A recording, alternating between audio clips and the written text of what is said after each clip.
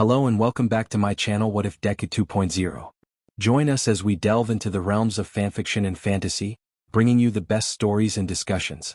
Today we're kicking off part 7 of our series, What If Deca Became the Villain Emperor. If you enjoy this video, please give it a like and subscribe for more content in the future. The author of this story is DekuVerse from Archive of Our Own. All the relevant links are in the description. Feel free to say hello to the author on their profile. Now let's dive into the fanfic. Oako woke up early in the morning and whined in protest as she silenced her alarm clock. She groaned miserably and sat down as she rubbed the sleep from her sleepy eyes. The brunette yawned and got up from her bed, although begrudgingly. She walked to the bathroom, or more like begrudgingly dragged herself into it. Yesterday was a long day as Deku-sama taught her the basics of analysis and how to observe Quirks decently. She didn't need to be on his level, but she didn't want to give him a crap quality analysis either. She did her best on the lessons even though they were way out of her expertise. The gravity girl yawned once more as she entered the bathroom and took off her clothes to take a quick shower. After cleaning herself up and refreshing, she went to her room and then grabbed her uniform before she put it on. She combed her hair and just for the heck of it she put on a small bit of makeup and lipstick to look a bit better. As she looked at the mirror, she smiled at how cute and innocent she looked and nodded in satisfaction. The more adorable and innocent she looked, the less likely she is to be suspected of treason or spying on the school and all that. As she was about to exit her room, she went to her small Deku plushie and gave it a quick kiss before putting it down next to her pillow. "Goodbye, Deku-sama. Wish me luck." Oako beamed happily as she happily walked out of her room. She grabbed her encrypted phone and slid it into her pocket, then grabbed the laptop La Brava skillfully encrypted and hid it in the small unseen safe under the floor under her couch. No one would expect a place like that to have a laptop full of full detailed analysis on everyone in U.A. Oako exited her house and locked her house with the key and slid the card down of the security system that her hopefully future husband went out of his way to get her so no one would get into the house. She walked into the apartment next door and knocked 3 times. The door swung open, revealing a happy Izuku Midoriya, and Inko gave the brunette a beaming smile full of joy. "Good morning, my dear. I already made you breakfast, so come on before you're late for school." Inko grabbed the giggling brunette and dragged her into the house's dining table where a fully cooked breakfast was already waiting to be eaten. As the two sit down, Oako gave the older woman a bright smile. "Thank you, Midoriya. I appreciate your kindness so much. You were really like a second mom to me since I came here," Oako said gratefully, and Inko blushed as she waved it off frantically. "Not in the slightest, my dear. I just couldn't let a young lady alone, especially since I have nothing else to do. I live alone, so cooking for someone else is not a problem. In fact, it makes me happy." Inko deflected the praise like it wasn't anything important, but blushed at the nickname Uraraka came up with after just few days from coming. Oako ate her meal with a content look in her eyes as she savored the taste of the food.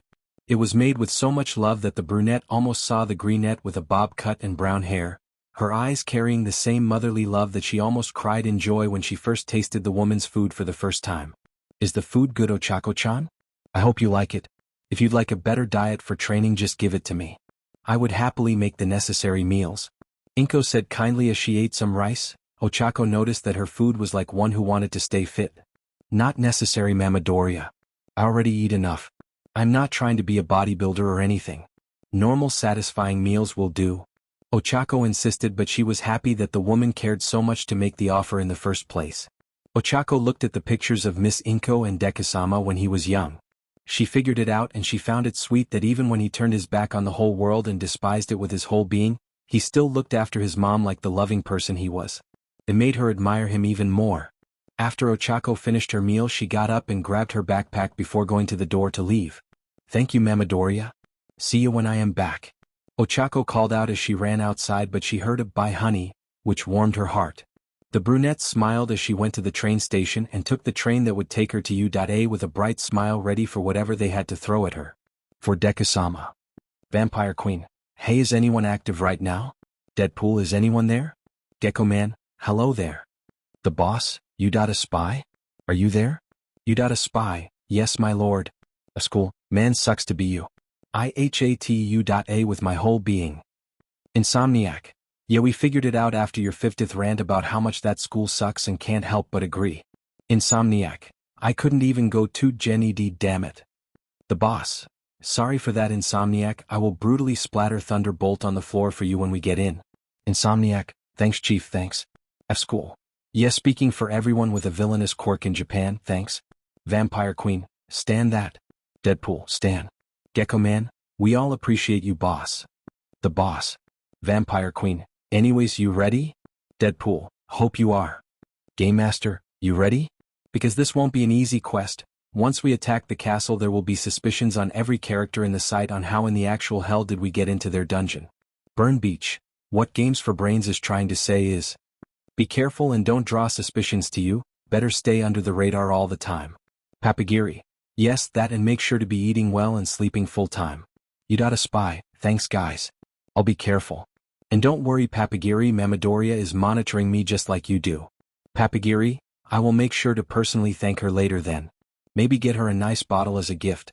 Burn Beach, classy. Game Master, nice. Deadpool. Vampire Queen, good luck sister. Mad Scientist, yeah, and try to find possible recruits on your way. The boss, as Mad Scientist said, please try to find anyone that would join. We could use some useful members, and if you feel like someone is in trouble they can talk to me. You got a spy, yes my lord. The boss, please stop calling me that. Vampire Queen, but it's the most suitable. Burn Beach, the boss will never stop adopting strays. Game Master, he has an obsession in grabbing broken things and people and putting back together. Mad Scientist, which is sweet to say the least. Deadpool, agreed. Vampire Queen, we all believe in you sister. You got a spy, thank you everyone. I won't disappoint. The boss, I know. Oako stared at the huge building of UA High in a bit of wonder and amazement. Even though she was helping her friends destroy society and probably mess this place up, she could still appreciate the fine architecture of this place. Her parents were constructors after all, and she had got that from them. Stepping forward, the brunette smiled as she walked into the Hero Course building and looked for her class. Class 1A was a class for those with destructive and dangerous quirks. A class of surely annoying and arrogant brats. This was going to suck once she gets to her class. Once she does, because she was stuck in this maze for 10 minutes now trying to find the damn place. What the hell does this place have to be FO huge? After a friendly upper-class man gave her the directions, she got in front of her class that had a huge door for entry. Was it made for giants? Maybe since quirks were bullshit and all that, so could happen. Taking a deep breath, the brunette smiled her innocent baby-like smile and opened the door prepared for anything. And her smile became as forced as it could get as Bakugo was in her class and sitting with his feet on the table while RoboCop from the entrance exam was scolding him loudly. Please remove your feet off the desk. It is an obvious disrespect for the school's property and the ones who made this table. RoboCop shouted indignantly, chopping the air in a karate motion. Bakugo sneered with his ugly beach face at RoboCop and yelled out like a monkey, making her ears hurt. Who the F shoved a stuck up your ass? Who the F are you telling me what you do? Bakugo snarled. His face became the ultimate ugliness that is his scowl. The RoboCop fixed his tie and attire before introducing himself in the most uptight way she ever saw. Come on dude, chill out. I am Tenya Ida from Some Private Academy. Ida now introduced himself loudly. Some, huh? You are a shitty elite then, I will enjoy crushing you. Bakugo sneered like the villain scum he was, and she really wanted to murder him on the spot. Ida looked baffled by Bakugo's declaration as he gave an incredulous look. Crush your own classmates. Are you sure you are in the right class, mister? Ida asked in outrage, and she agreed. How does someone that horrible have the guts to aim for heroics? Then again, Endeavor existed, so not that unbelievable. It was then that the two of them noticed her standing in the doorway and looked at her direction. Fantastic, now time for social interaction. Oh joy. Ida walked to her like a mother robot would, and she tried not to burst into laughter. Hello new classmate. I am Dash. I know, I heard you while yelling at Spoldy over there. Oako said, cutting him off politely. She glanced at Bakugo, who was looking at her from the corner of his eye. She forced herself to smile and walked to her seat, but goddammit, he was right beside her, and she found herself at the receiving end of his sickening sneer.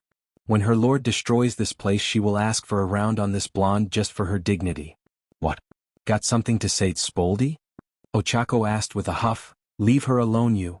Tisk, nothing, pink cheeks. How the hell did you pass when you almost died in Ekolksum? Bakugo said, annoyed, and Oako shrugged. The same way a bag of exploding dog shit like you got here. Oako roasted and reveled in the enraged expression on Yia's face. What did you say? He shouted. Then in the doorway they heard a voice speaking. If you can't notice someone sitting in here, then you're not fit to be heroes? A voice called out dryly. That was when the door to the classroom opened and a black-haired man with bloodshot half-lidded eyes and encased within a yellow sleeping bag was revealed. "If you are going to be trying to make friends, do it elsewhere," he said, his voice bored as he pulled out a juice pouch. "This is the department." He put the pouch on his mouth and sucked it epically in one go. "Of heroics." The man shrugged off the sleeping bag and revealed his black long-sleeved shirt, utility belt and black pants tucked into his boots. He also had a strange scarf wrapped many times around his neck, which resulted in it covering part of his upper chest and lower face as well. He stood in front of every slouched a bit as he looked almost ready to fall asleep. "Shit, Eraserhead is her teacher." Deku-sama warned her about one of Nedza's students that became one of the best underground heroes around that probably taught first years and had a zero-crap policy. The class started getting quiet as he appeared and Oako groaned at her luck. Why couldn't she get Vlad King? It took you lot 8 seconds to settle down. Life is short, kids. You are all lacking in common sense. Eraserhead said with a sigh. The dude needs a nap obviously. Huh. Oako uttered in confusion as she looked at the hobo-like dude. Was this the guy that hurt her lord in the Yakuza raid? That, and annoyed incredulity, was the general response formed the classroom to the hobo-like man's words. "I'm your homeroom teacher, Shoyuta Aizawa. Pleasure meeting you," Aizawa said, his tone and expression not matching his words at all, which only furthered to annoy and weird out the students. He then reached into his sleeping bag and pulled out blue and white track suite. The reason why he would have such a thing inside a sleeping bag would remain unanswered indefinitely.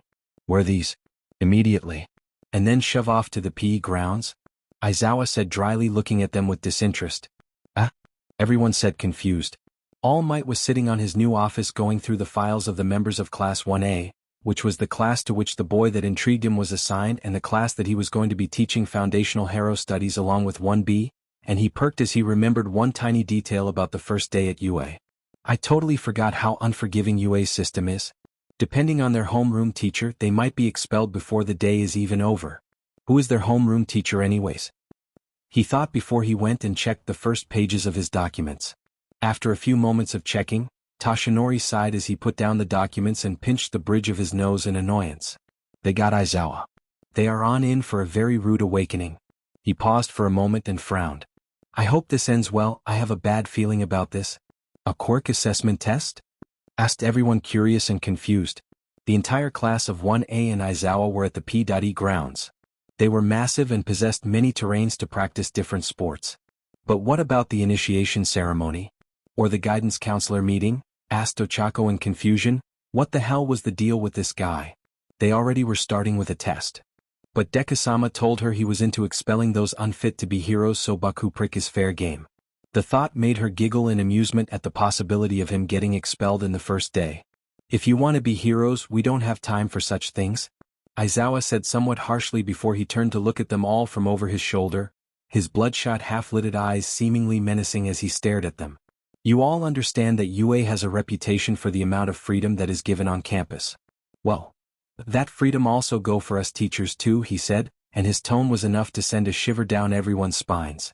Well, everyone but Oako. She witnessed Deku-sama in villain mode, so this was nothing to her. Softball pitch. Standing long jump. 50-meter dash. Endurance running. Grip strength. Sustained sideways jump. Upper body exercise. Seated toe touch. These are all activities you know from middle school, naturally. Physical tests in which we're prohibited from using your quirks. The country hasn't gotten around standardizing those sorts of records or keeping track of average performance levels. That's one of the shortcomings of the next Ministry of Education, Culture, Sports, Science and Technology. Aizawa paused to make sure that everyone was paying attention. When he confirmed that, he pulled out a tablet that was linked up to the school system. Bakugo.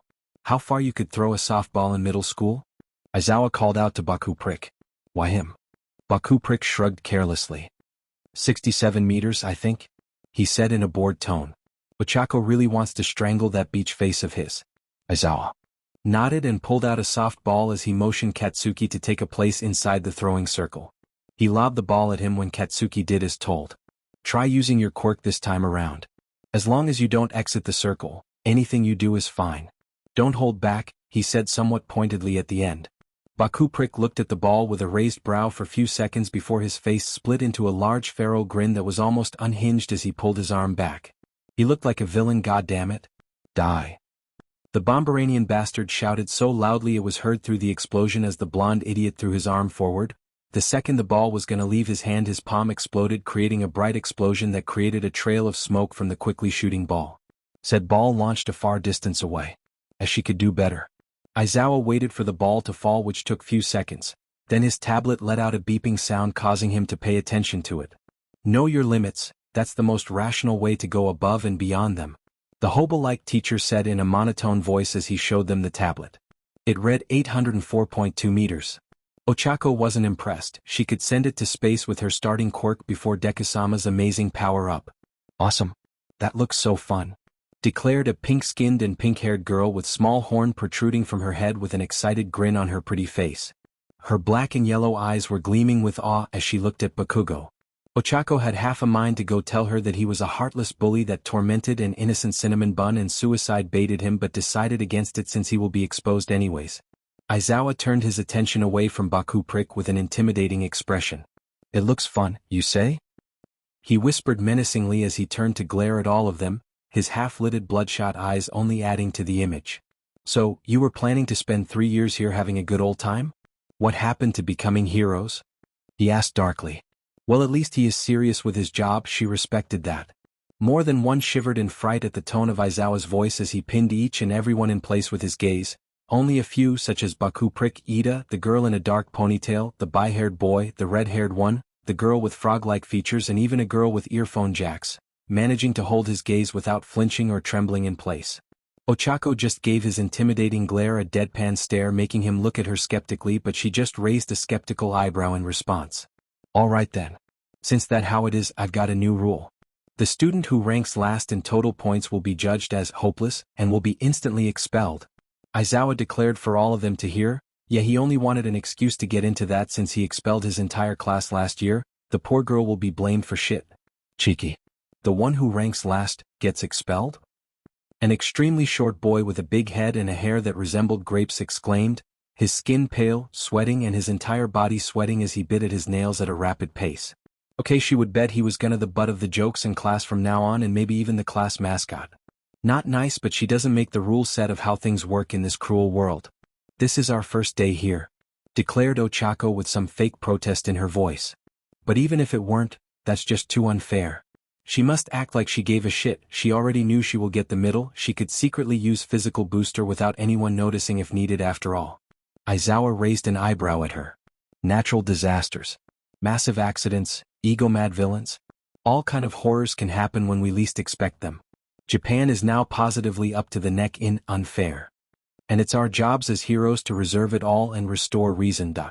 His gaze hardened, and he turned to address everyone after he saw that she understood his point. She always did anyways, and looks like she will get along with him just fine. Is that why Deku-sama respected him? She could now see why. If you were counting on a friendly chat at the local McDonald's after school, that's too bad. From now on, for the next 3 years, all you can expect from your life at U.A is one hardship after the next. He stopped ominously, only to smile almost gently as he pointed a finger to the sky. This is plus ultra. I expect you to overcome these trails and climb to the top, he declared in a surprising encouragement. The unexpected encouraging words from Aizawa seemed to do the trick, as everyone, except for the short boy with grapes for hair, got a determined look on their faces as they nodded their heads at their teacher with newfound resolution. Ida narrowed his eyes and clenched the bottle of water he was holding. The pressure is on, so this is UA's baptism, huh? The pinnacle of hero training, no choice but to give it my all. Katsuki grinned dangerously as he grabbed his shoulder and began to spin his arm in a warm-up exercise as he glared at everyone. Time to show these extras who's boss. I will show them all that they are beneath me. Aizawa smirked, seeing everyone pumped up for the upcoming trails. Now then, that was the demonstration. Time to kick it up a notch, yes? And thus the test began. The first test was the 50-meter dash. Oako grabbed an empty notebook and started taking notes on everyone from appearance to personality to quirks to anything related to them, even possible weaknesses. She didn't even notice that she was literally in a Deku-style muttering storm, and didn't notice Bakugo looking at her like he was seeing a ghost. During this trail, Ida demonstrated that he was right on his element as he used his quirk engine, which was exactly like it sounded, as it gave him engines for legs that were located at calf level. He finished the dash in 3.04 seconds. Tsuyu Azui with Hurt Frog Form Quirk, finished the dash in 5.58 seconds, showing that while she wasn't extremely fast, her quirk gave her certain advantages when applied correctly. Yuga Aoyama, the pretty blonde boy, used his quirk naval laser to propel himself backwards in direction of the finishing line, managing a time of 5.51 seconds despite falling to the ground when he reached his limit of continues firing the laser from his navel. Mina Ashido, the pink-haired and pink-skinned girls with black and yellow eyes and horns, finished in 5.26 seconds, showing that her physical attributes were on par with Tsuyu's despite her quirk being acid. Yaoyorozu also showed that she had a very well-conditioned body, when she finished the race dash in 6.24, only using her quirk to create a pair of sneakers that had special spikes on the sole that allowed for a better grip of the soil when running. When it came time for Ochako and Katsuki to make the dash, coincidentally against each other, the idiot sneered at her from the starting line while she glared at him. The explosion quirk user used the namesake of his quirk to propel himself forwards while Ochako cancelled her own white and used physical booster without anyone noticing and kicked off the ground with her full strength and shot past the idiot like a bullet. Ochako ended winning the race as she finished in 2.71 seconds, even faster than Tenya, while Bakugo finished in 3.93 seconds, much to the latter's ire. He sneered at her and she stuck out her tongue, and even much to some amusement and some disbelief she gave him a middle finger and stuck out her tongue. Then it was the grip strength test, where only Mizo Shoji with his dupli arms quirk, Rikido Sato with his sugar rush quirk, got extreme results. Sato got 312 kgs, after eating a bit of sugar, followed then by Shoji who got 540 kgs. Then it was followed by the standing long jump, in which the ones that excelled were Ochako obviously, Bakugo, Aoyama and Tsuyu. After that, it was the sustained sideways jump, in which Mineta, the grape-for-hair short kid, excelled thanks to the bouncy properties of his pop-off quirk.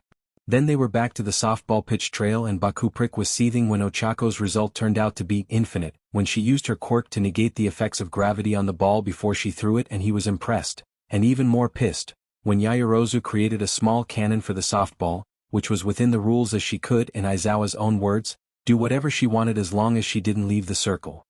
Her softball almost reached a kilometer. After that, all the trails continued until they were finished. Everyone tensed as Aizawa lifted up his hand holding a remote control and pointed it at a screen. Who would be expelled would be revealed now.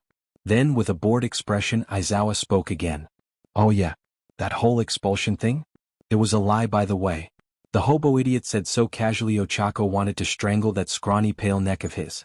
You could hear a pin drop thanks to the silence that followed as everyone, except for Yaoyorozu and Ochako, stared at Aizawa in dumbfounded confusion and shock.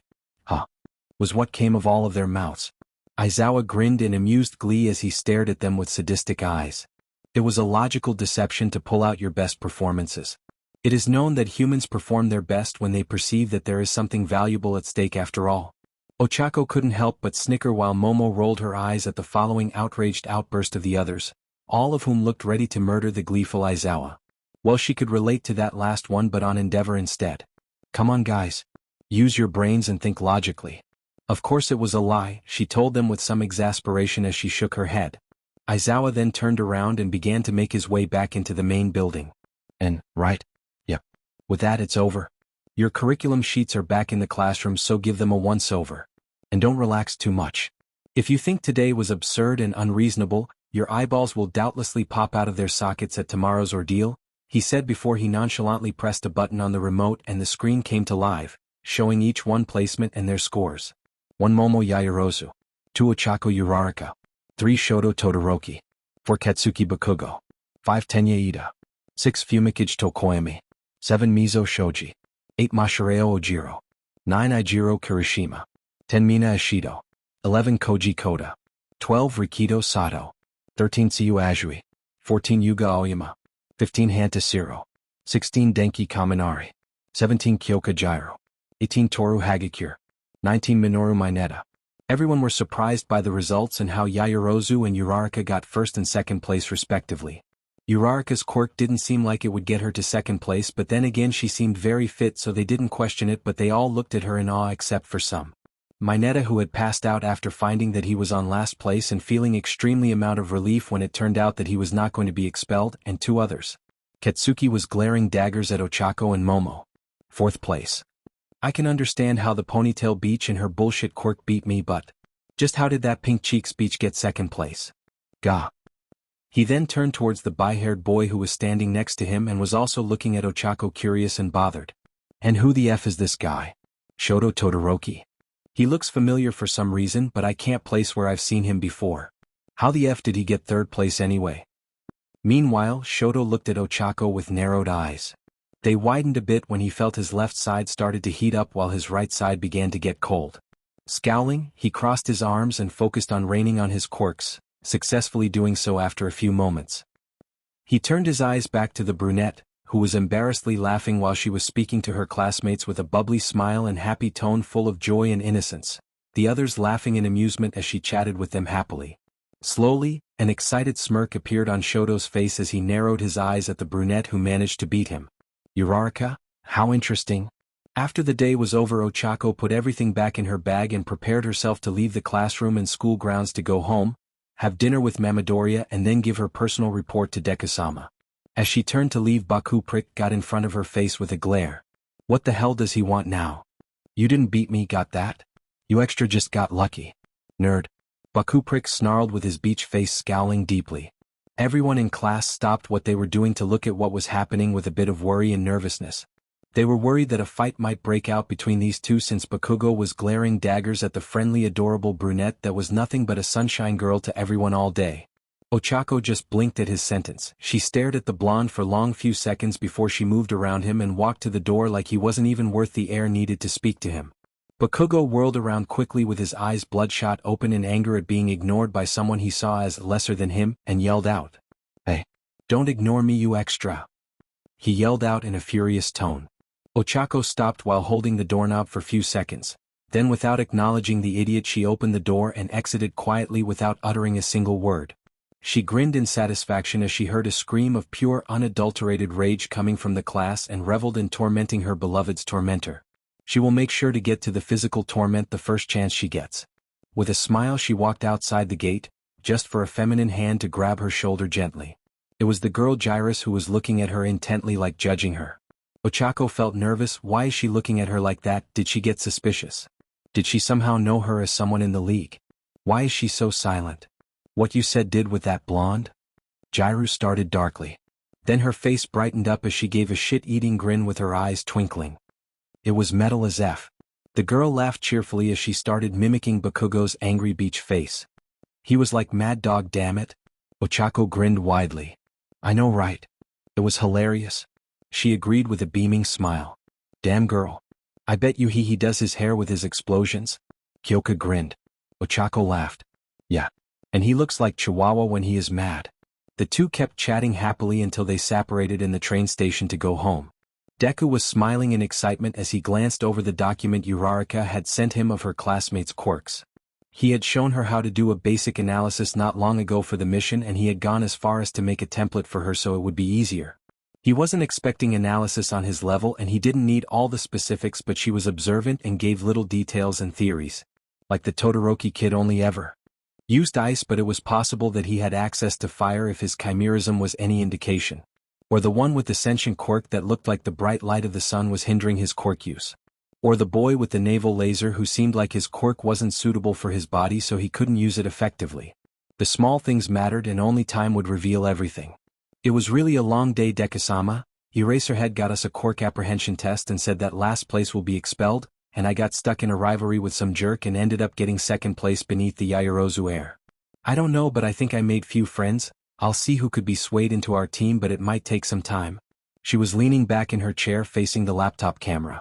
Deku smiled in understanding, already knowing who she meant. He really wished Uraraka-san wouldn't get close to Bakugo, but he didn't have a choice.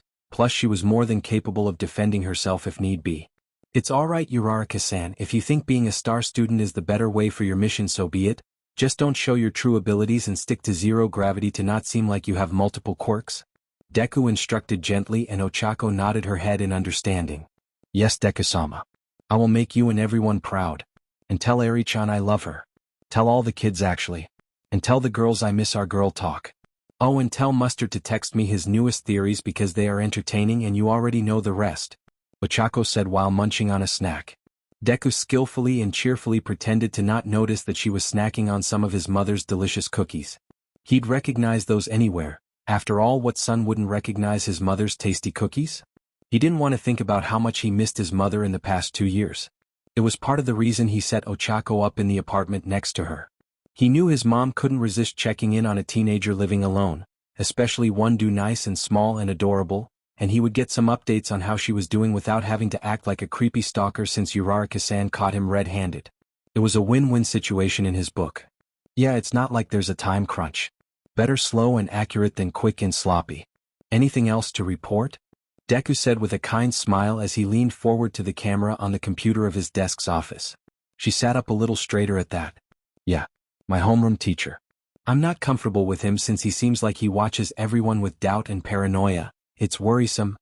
Deku thought for a moment. Sounds like Eraserhead all right. Be careful not to reveal anything. He's an underground hero of the highest caliber and he's known for being smart. I know for a fact that Nezu himself trained him. She nodded. Gotcha. In other news, there are a few rumors going around that All Might is going to be teaching us first years. I know you assumed he would be teaching third years, but I guess they wanted to give him something easy. Considering he doesn't have a teaching license and all. Deku grinned darkly as a shadow casted on his shining red eyes. That was perfect. Good. It'll make an even bigger impact when we attack. Anything involving All Might gets big media attention. Oh, I should warn you that Tamura is going to use the media to destroy the gate Wednesday. You should be able to use the chaos to get the up-and-coming schedule for your class, the white-haired mastermind explained to his agent who nodded her head. Alright, gotcha, I will get it for you guys. Thank you. And again tell the kids I love them so much. Oako waved before cutting the feed. Deca leaned back and sighed. He couldn't wait until the attack whenever it happens. Make demon puppy eyes from Hellpoint 2. Stain was practicing his katana motions with wrist and ankle weights. Better get faster as possible. He couldn't always rely on his quirk, especially that sometimes the opponents will be stronger and immune, so better be prepared for anything. Then he felt a tug at his pants and he looked down to see the resident cute daughters of the leader that it was a common knowledge that anyone here would kill for. Uncle Stain? Can you play tea party with us? Eri asked innocently as Mahoro was behind her waiting curiously. No, I am busy right now, the serial killer said. No way in hell itself he will be caught in something like that. Please? Both girls said in the same time with those puppy eyes from hell, with their eyes shining and lower lips quivering and trembling. Later the serial killer slammed his head on the table counter and mumbled insults to the cuteness itself until Kurogiri gave him a drink to let out his despair on something. He will have to kill 20 fakes to get his dignity back. Tamura just sit on the stool beside him and patted him on the back in sympathy. Welcome to the guy lost to those damn puppy eyes from hell club. I feel we wouldn't be the last here. Tamura drawled in annoyance. Stain chugged the whole drink at once and shrugged. Dobby's next, mark my words. Tamura grinned. Oh, definitely. It will be hilarious. The resident gamer agreed. The day after the Quirk apprehension test, Class 1A of the Hero course found themselves excitedly waiting for their second day of classes at UA High School. On their very first day, almost all of them had been pushed to their utmost limits under the threat of expulsion just so their homeroom teacher could deem whether or not they should bother with them. Even though it had turned out to be a ruse in the end, the pressure all of them had felt had been very much real. That very homeroom teacher had also promised that today was going to be even more grueling and challenging than yesterday, so it was only logical that most of them were anxious for what was in store for them. There were a few key exceptions.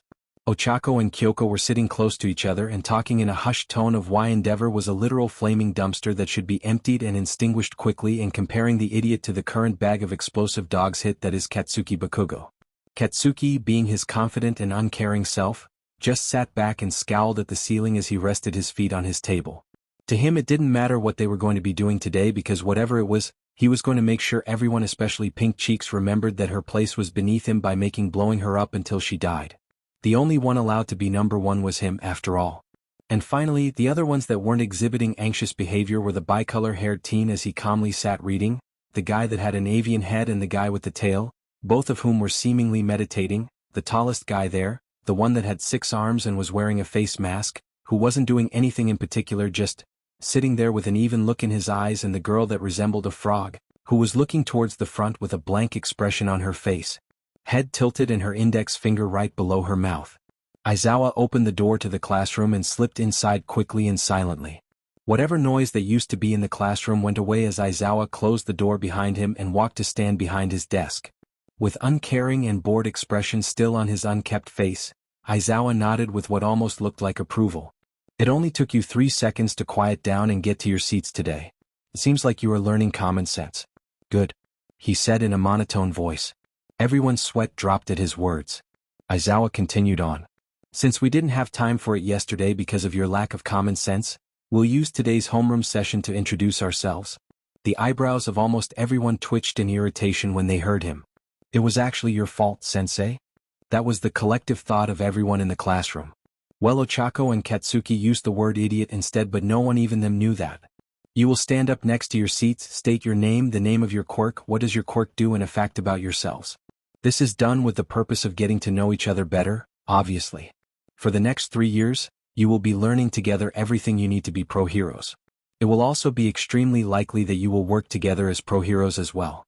Might as well start the camaraderie as soon as possible or something like that, he said uncaringly before taking a seat and motioning towards the first student on his right. You start.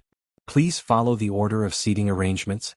Everyone nodded at that, and Ochako took out her notebook and pen ready for the opportunity to know more about everyone's quirks for her lord. The blonde teen with sparkling eyes stood up with an exaggerated flourish and made a princely pose as if he was in a drama play.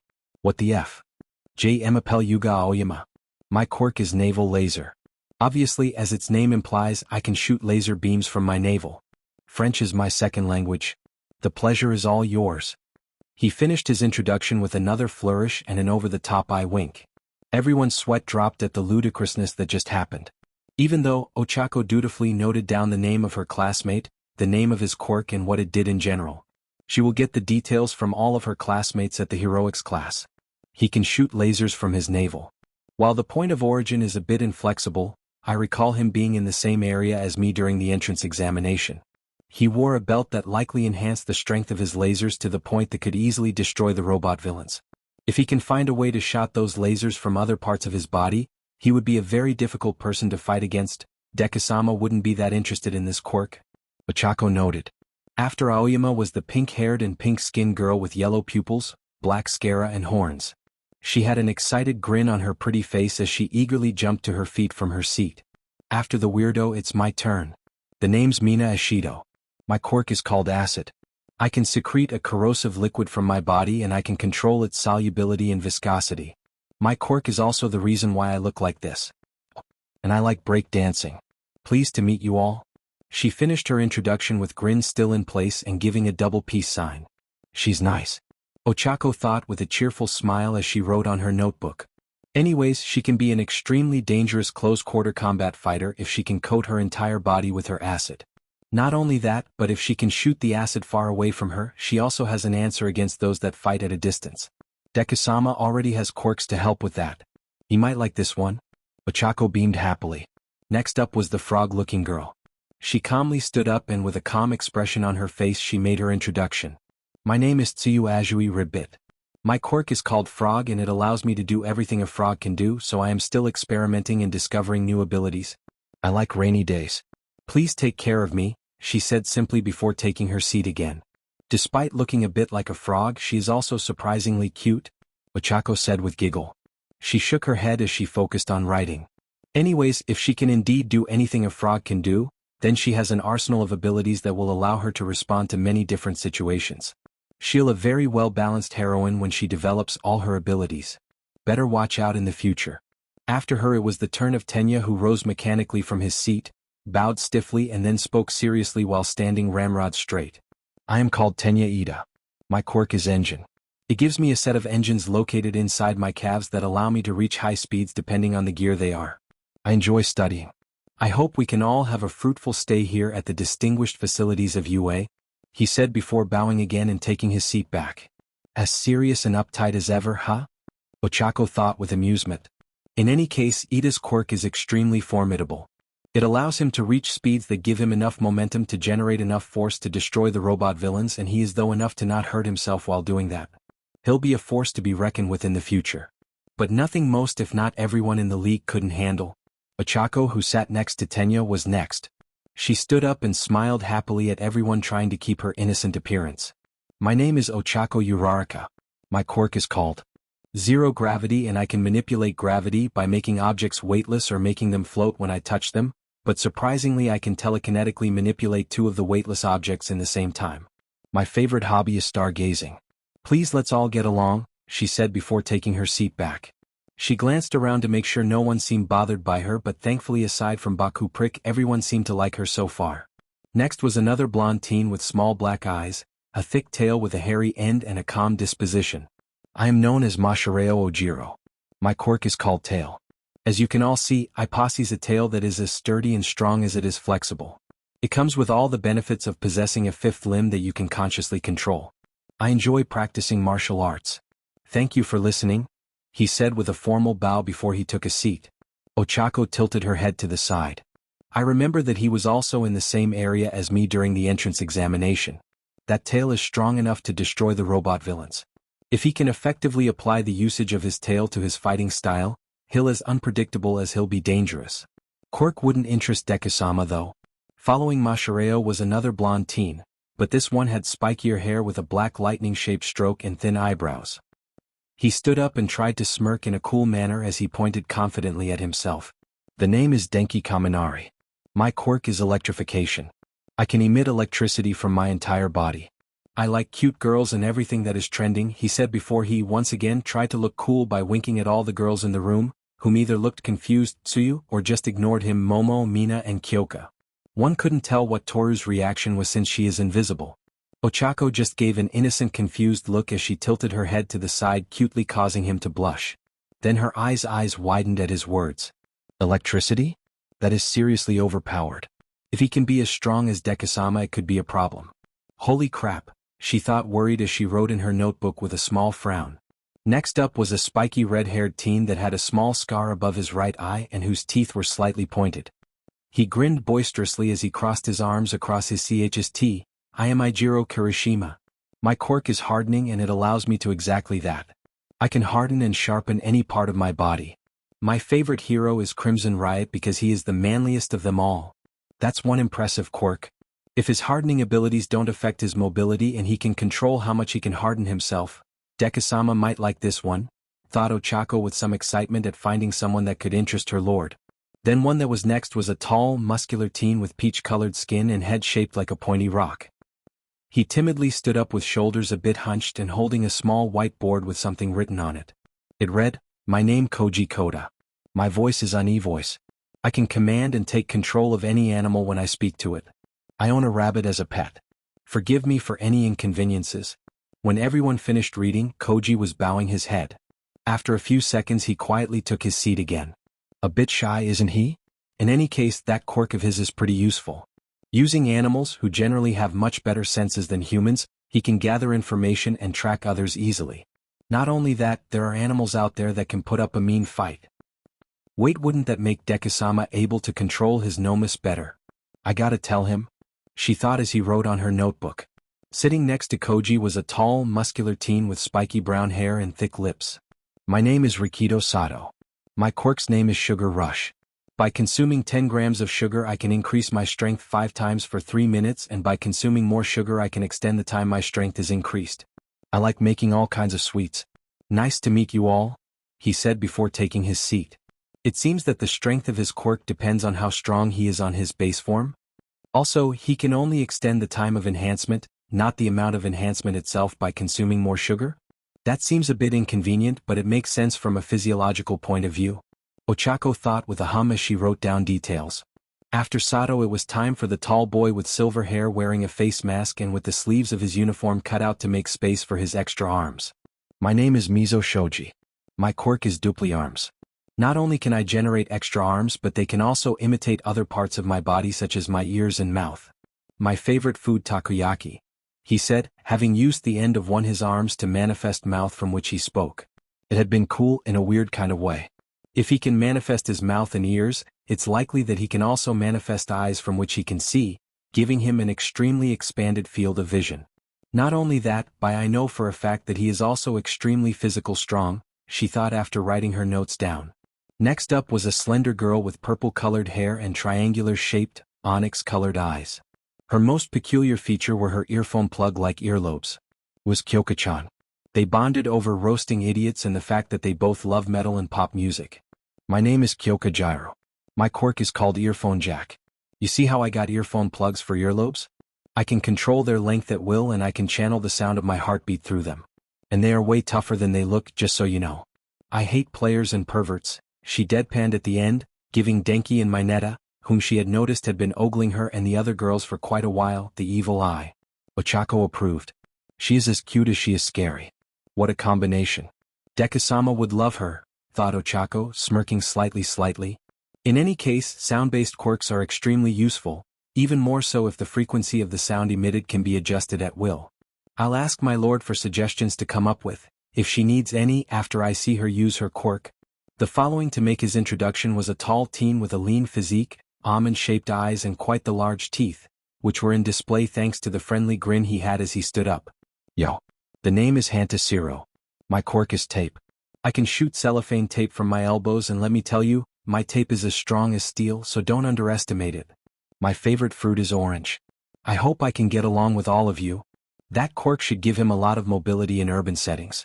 And if the cellophane tape he produces is as strong as he says it is, then very few people will be able to escape from it. He wraps it around them enough times, thought Oako with a small frown. Next was the teen whom had a head shaped like a bird's but the rest of his body was human. My name is Fumikage Tokoemi. My quirk called Dark Shadow. I am the host of Ascension Shadow Beast that I can materialize outside my body at will. Its strength depends on the amount of light there is in an inversely proportional matter. I am partial to apples. Thank you, he said simply before taking his seat back. Ascension Shadow Beast? That's awesome. He says that the less light there is the stronger it is, but he never specified just what he could with his quirk. However, I'm willing to bet that it is extremely versatile and strong enough, even during daylight, to allow to get enough points to pass the practical portion of the entrance examination. Wait, can Deku-sama take something like that? Thought Oako as she bit her lower lip. Next up was the bicolored-haired boy that also had heterochromia, with one eye being gray and the other being turquoise. He also had a burn scar on the upper left side of his face. I'm Shoto Todoroki. My quirk is called half cold, half hot. From my right side I can generate ice and from my left side I can generate fire. I enjoy cold soba, he said simply with some aloofness and coldness in his tone before he took his seat back. His quirk has two opposite aspects. He can use both ice and fire at the same time. Holy crap, that's stupidly overpowered. Not only can he probably fight quickly changing the temperature, which is very harmful for non-enhanced humans, and if done in a large enough scale explosive, he can probably negate the setback of using one aspect of his quirk with the other. He should be one of the strongest here, as probably using both his quirk strengthened his body by exposing himself to quick and sharp changes in temperature. What if he can control the ice and fire he generates too? Holy crap. Oako thought, impressed, as she noted down the flood of ideas concerning Todoroki's quirk. Deku-sama will drool over this one. Afterwards it was the turn of the girl that was completely invisible. She stood up with an excited little jump and she waved at everyone, judging by the movement of the sleeves of her uniform. My name is Toru Hagakure. My quirk is invisibility. As you can see or not, teehee pun intended, my body naturally doesn't reflect light, making me invisible. I'm still learning how to turn it on and off at will, but it's too strenuous at the moment. I like plushies and cute things. Please take care of me. Oako chuckled. Even though I can't see her face, she has a nice voice and thought Oako before she giggled to herself. Anyways, it seems like her quirk is light manipulation but limited to herself and she can't control it quite yet. When she does, she'll be formidable. Also, even though she scored second lowest yesterday, her physical abilities are not to be underestimated. She had to be strong and skilled enough to have passed the practical portion of the entrance examination. But invisibility would be valuable to the Luich. The next one to go was Bakugo. He stood up with a scowl on his beach face and hand in his pockets, his posture uncaring like he was a delinquent, while he was far worse so. My name is Katsuki Bakugo. My quirk is explosion. From the sweat glands of my palms, I secrete a type of nitroglycerin I can detonate at will, meaning that I can make all of you explode until you are dead if you piss me off. And I hate losing. Oako scoffed and rolled his eyes in annoyance. This guy is hopeless. He's not going to endear himself to anyone if he keeps up acting like this, she thought to herself, noticing the looks the idiot was getting from most of the class. Good, he doesn't deserve friends anyways. Explosions from his palms, that's very dangerous if he's not careful with it. But as much as I hate to admit it, very powerful and useful. I wonder if it has a lot of applications except what he already showed? Oako thought with a frown. Then the extremely short boy stood up and began his introduction. I am Minoru Mineta. My quirk is pop-off. My scalp secrets an extremely adhesive substance that takes the shape of balls that I can rip off at will without hurting myself. What I like the most is beautiful girls. He admitted shamelessly at the end with a perverted look on his face as he turned towards his right and looked at Yaoyorozu. Oako decided to add the grapevine to the murder list her lord gave her. She already put Bakugo, so another dipshit would be convenient. Anyways, despite how his blatant perversion is annoyance, his quirk, despite sounding so unimpressive, if applied correctly and smartly, could be extremely useful in many situations, she thought with a shrug as he put down some notes. While she was getting similar to Deku-sama, was this how his brain worked all the time? It was painful. And finally, last but certainly not least, it was Momo Yaoyorozu's turn. Momo went on with her introduction. My name is Momo Yaoyorozu. My quirk is called creation. As long as I know its composition, I can create anything that is non-living by molecular manipulation of my fat cells. I enjoy reading, especially illustrated encyclopedias. A pleasure to make your acquaintance, she said before bowing formally and taking back her seat. Wow, her quirk is bullshit.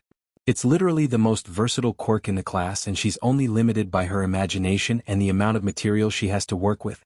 Oako merely looked at her, with a bit of jealousy, wishing she was that busty. Aizawa stood up, his expression seemingly having not changed ever since he got into the classroom. Good. Despite some unnecessary boisterousness, you followed the instructions I give you. You are indeed learning common sense.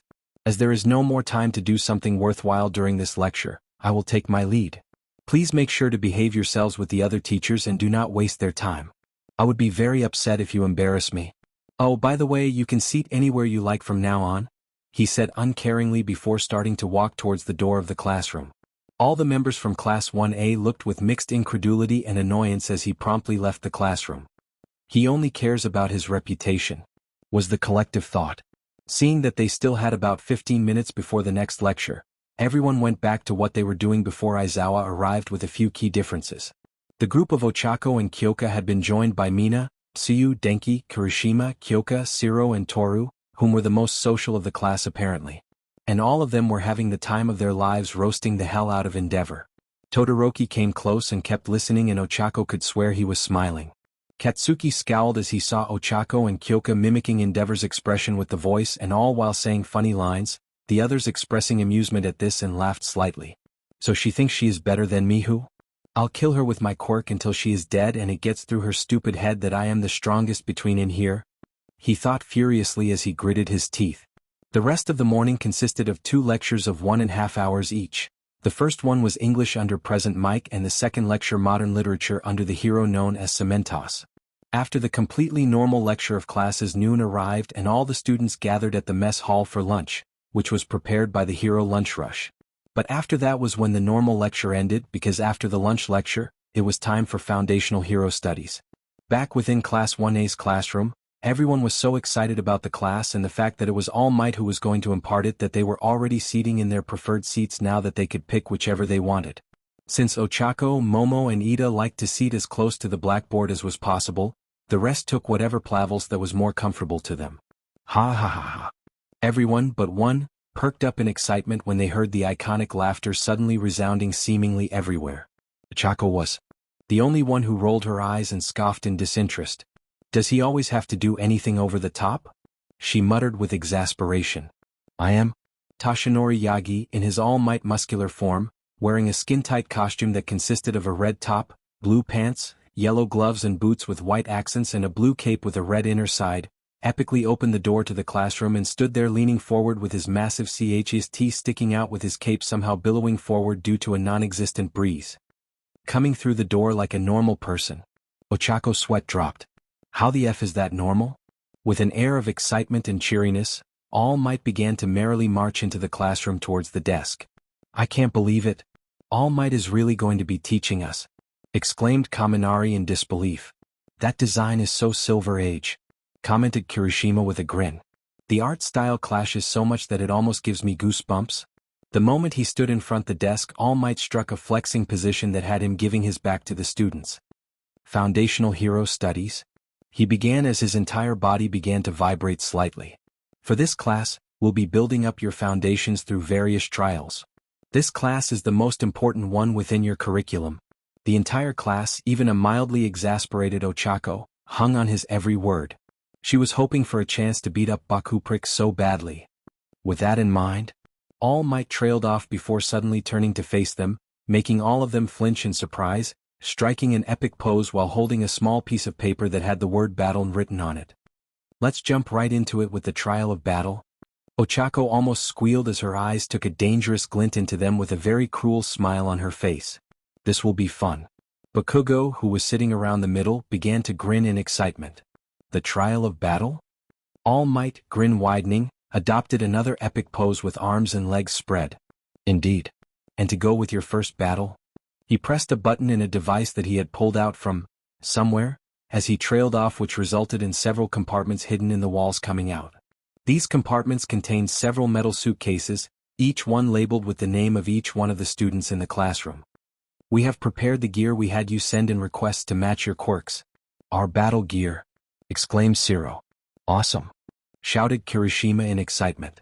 With the rumored funds and the development department that UA possesses, I'm not surprised they had everyone's costumes ready by the time classes started, thought Ochako with a small smile. Go get changed and we'll be ready to go. We will head to Training Ground Beta. All Might epically turned towards the door with his cape trailing down behind his motion as he looked back at them over his shoulder.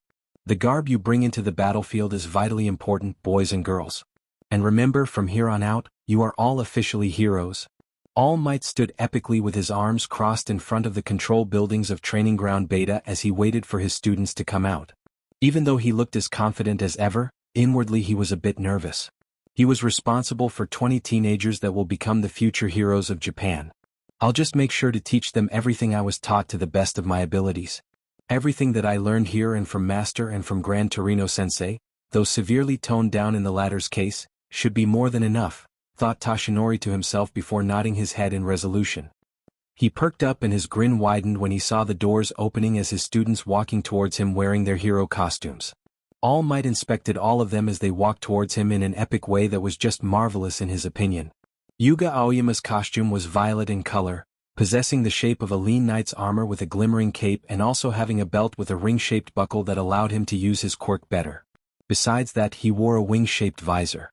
Mina Ashido's hero costume consisted of a purple and turquoise camouflage skin-tight bodysuit and a tan vest with white fur on the collar. She wore a white mask and dark purple and tan boots as well. Tsuyu Ajui's costume consisted of a green and black skin-tight suit with yellow linings which imitated a frog's skin markings. She also wore goggles, gloves and high-heeled boots with a frog-like design. Ida Tenya's costume consisted of a black one-piece suit with a high collar, over which he wore various pieces of silver-colored armor, including a silver-colored helmet, a metal mask with holes that covered his entire face except his eyes, a metal collar around his neck, a breastplate, decorative mufflers extending back from his midriff, and metal vambraces that extended past his elbows. The costume includes specialized metal boots that extended up past his knees. Ochako Uraraka's costume consisted of a skin-tight pink and black suit with detached sleeves, knee-high boots, belt, helmet, collar and thick, round bracers with handles attached to them. Ojiro Mashireo's costume consisted of a white karate-like outfit with a partially furred collar and a hole behind for his tail. Denki Kaminari's costume consisted of a black jacket that he wore open with lightning patterns, a white shirt underneath, a belt, black pants with one stripe running down each leg and a headset. Eijiro Kirishima's costume had a vest that consisted of two shoulder pads that are shaped like gears that wrapped around his shoulders while his chest was left uncovered. He wore a skirt with a ripped pattern over pants with an arm belt. He also wore a jaw guard around his mouth that looked vaguely similar to an animal's fangs. Koji Koda's costume consisted of short-sleeved and short-legged dark yellow and red bodysuit that had around the chest area a set of teeth as if it was an open mouth and matching shoes. Rikido Sato's costume consisted of a yellow full-body suit that had two holes for his mouth and hair to come out. He wore white gloves and boots and a utility belt around his waist. Mizo Shoji's costume consisted of a sleeveless shirt possessing two hues of blue that was attached to a face mask that covered the lower half of his face. He wore a belt with a bronze buckle that held up his light blue-colored pants that were tucked into light blue-colored boots that went halfway up his legs. Kyoka Jiro's costume consisted of a black leather jacket, a long salmon-colored shirt with several rips at the collar and bottom, black pants and boots with stereos in them. She also sported two small red triangle facial marks just below her eyes, a plain black choker and white fingerless gloves. Hantasiro's costume consisted of a black full-body suit with white designs across his mid-torso. The sleeves were likely left short so he could effectively use his quirk. He had white bands around his waist and thighs and sported white boots with an orange trim. His sleeves ended with a matching orange trim and he had 2 orange shoulder pads shaped like his elbows. He completed his outfit with a helmet similar in shape to a tape dispenser. Fumikichi Tokoyami's costume seemingly consisted of only a dark robe with a purple tint that covered his entire torso and black boots. Shoto Todoroki's consisted of a simple white shirt, white pants, white boots and gold-colored combat vest. He also had eyes covering his left torso, arm and head. All Might supposed that the floating light blue gloves with pink lines and brownish-gray shoes was Toru Hagakure, the girl that still couldn't completely control her light manipulation quirk, so she was always in a state of invisibility. Katsuki Bakugo's costume consisted of a fitted black sleeveless V-neck tank top with an orange X with the top half bordering his shirt collar. His costume also had a seemingly metallic neck brace fashioned and used as a collar with 3 holes in both sides. His sleeves reached from within his large grenade-like gauntlets to his biceps. His belt, which also carries grenades, held up his baggy pants with knee guards. Underneath those guards were black knee-high combat boots with orange soles and eyelets. His hero mask had large flare-shaped cloth. Minoru Minetta's costume was very simple. It had a purple shirt and mask with a yellow cape, pants, boots and gloves. Momo Yaoyorozu's costume consisted of a red leotard-like vest with silver linings and edges and matching red boots. She sported a gold utility belt that matched a band that goes across her chest. Her vest leaves space open from the center of the collar to the waist above the belt. Ochako walked to some guys, mainly Kirishima, Kaminari and Shiro, and posed to them in a cute manner as she brought her index finger to her lip. "So what do you guys? Don't I just look cute?" Ochako asked with a wink and took pride in the fact that the trio stammered and blushed furiously as they couldn't form a sentence. "Not bad, Raka. You look attractive," Jiru said, coming to her in her own costume. "Thanks. Oh wait." Ochako beamed as she quickly grabbed her phone and took a selfie, confusing everyone else. Deku was sitting on the chair in his office writing some plans on his desk until he got a text from Uraraka-san. With a shrug he opened the phone to check out whatever attachment she sent. A couple minutes later Tamura entered without knocking to see his brother passed out with a bleeding nose and a red face. The resident gamer grabbed the leader's phone and grinned at the photo. "Nice one, Uraraka." "Nice." The fanatic gamer chuckled as he put the phone on the desk and walked out of the office with a yawn. All Might watched Uraraka talking with everyone and he couldn't help but find her ability to connect with others inspiring. Maybe she was the one. He also chuckled seeing how embarrassed the guys looked at her. To be right in the springtime of youth and full of hormones, thought All Might, weirding everyone out slightly with the sudden change of aura to one that was epically nostalgic. After a few moments All Might got a hold of his wits again and his perpetual grin widened as he looked at all of his students. "All right. Let's see what you are made of, you embryos. It's time for the trial of battle. I'm looking at everyone's styles." "Very cool." He ended his dialogue with an approving thumb up in their direction, making all of them beam at him in eagerness. On another note, slightly separated from the group, Mineta took a good look at all the girls in the class in their costumes before looking towards the horizon with an even expression on his face and a thumb up. "Heroics is, without a doubt, the best department. Anyways, Sensei, regarding the training grounds we'll be using, is it the same as the one we used during the entrance examination?" asked Tenya after robotically raising his right arm. "While we will be using one of the urban training grounds in which the practical portion of the entrance examination took place, the setting will be different. This will be an indoor battle trial," elaborated All Might after epically putting his hands on his hips. He raised a hand to his face and cupped his chin. "Imprisonment, house arrest, the black market. In this quirk-saturated society full of government-backed heroes, any villain with a modicum of intelligence lurks in the shadows. With that in mind, for this test, you will be separated into heroes and villains for 2-on-2 team battles." As surprise rippled through the group of hero hopefuls, Tsuyu cocked her head to the side. "What about the foundational training?" "This is foundational training," exclaimed All Might while tightening his left fist epically in front of his face. "This time there won't be just robots, it'd be okay to just destroy." "So, how do we determine who wins and who loses?" asked Momo, raising her hand. "Is it okay if I can just make them explode until they die?" asked Bakugo menacingly while sending glares in Ochako's direction, who just glanced towards him before rolling her eyes and sticking her tongue out like child. Is there a threat of expulsion like with Aizawa-sensei's exercise? Mineta asked in fright as he bit into his nails with pale skin. Ida robotically raised his right hand high into the air. If we are separating into different groups, what would be the best way to do so? Aoyama twisted his body so he was showing off his cape. Doesn't this cape look fabulous on me?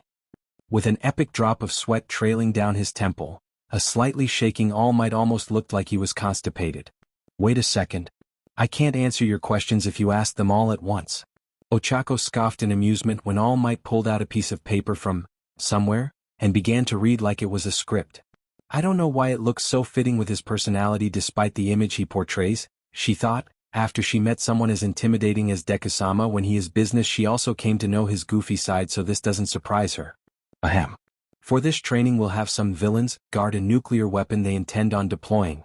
The heroes must stop them and their nefarious scheme before it is too late. If the heroes capture the villains or reach the nuclear core before the time runs out, they win. If the villains manage to keep the core the whole time or capture the heroes, they win. All Might explained epically to everyone around him. All Might then pulled out a lottery box from somewhere and presented it to everyone. Your teammates and opponents will be chosen at random. Is that really how we'll do it? Asked Ida in confusion with incredulity. Despite not seeing his facial expression, Ochako could tell that Ida had an incredulous expression going by the tone of his voice. She got the resident robot's attention by tapping him on the shoulder. Remember that pro-heroes are often to form impromptu with other heroes they have never worked with before, Ida, so this is more than likely to get us ready for when we have to face a situation like that in the future, she explained, loud enough for everyone else to hear in case they had the same doubts as the engine boy. Ida's eyes expressed his understanding. I see. Always with our eyes on the future, are we? He trailed off before sharply turning towards All Might and robotically bowing exactly 90 degrees. I apologize for my ignorance. All Might looked a bit uncomfortable, much to the brunette's petty amusement, with the earnest boy's stiff diligence and formality as he turned around epically. Anyways, let us begin. Everyone went to draw from the lottery box in order to determine each other's teammates. The teams ended as such. Team A, Ochako Uraraka. Team B, Shoto Todoroki and Mizo Shoji. Team C, Momo Yaoyorozu and Minoru Mineta. Team D, Ida Tenya and Katsuki Bakugo. Team E, Yuga Aoyama and Mina Ishido. Team F, Rikido Sato and Koji Koda. Team G, Kyoka Jiru and Denki Kaminari. Team H, Fumikage Tokoyami and Tsuyu Azui. Team I, Toru Hagakure and Ojiro Mashireo. Team J, Ijiro Kirishima and Hantasiro. Young Uraraka. You will unfortunately be alone in this trials for the lack of a teammate. Are you alright with it or do you wish to swap with someone else?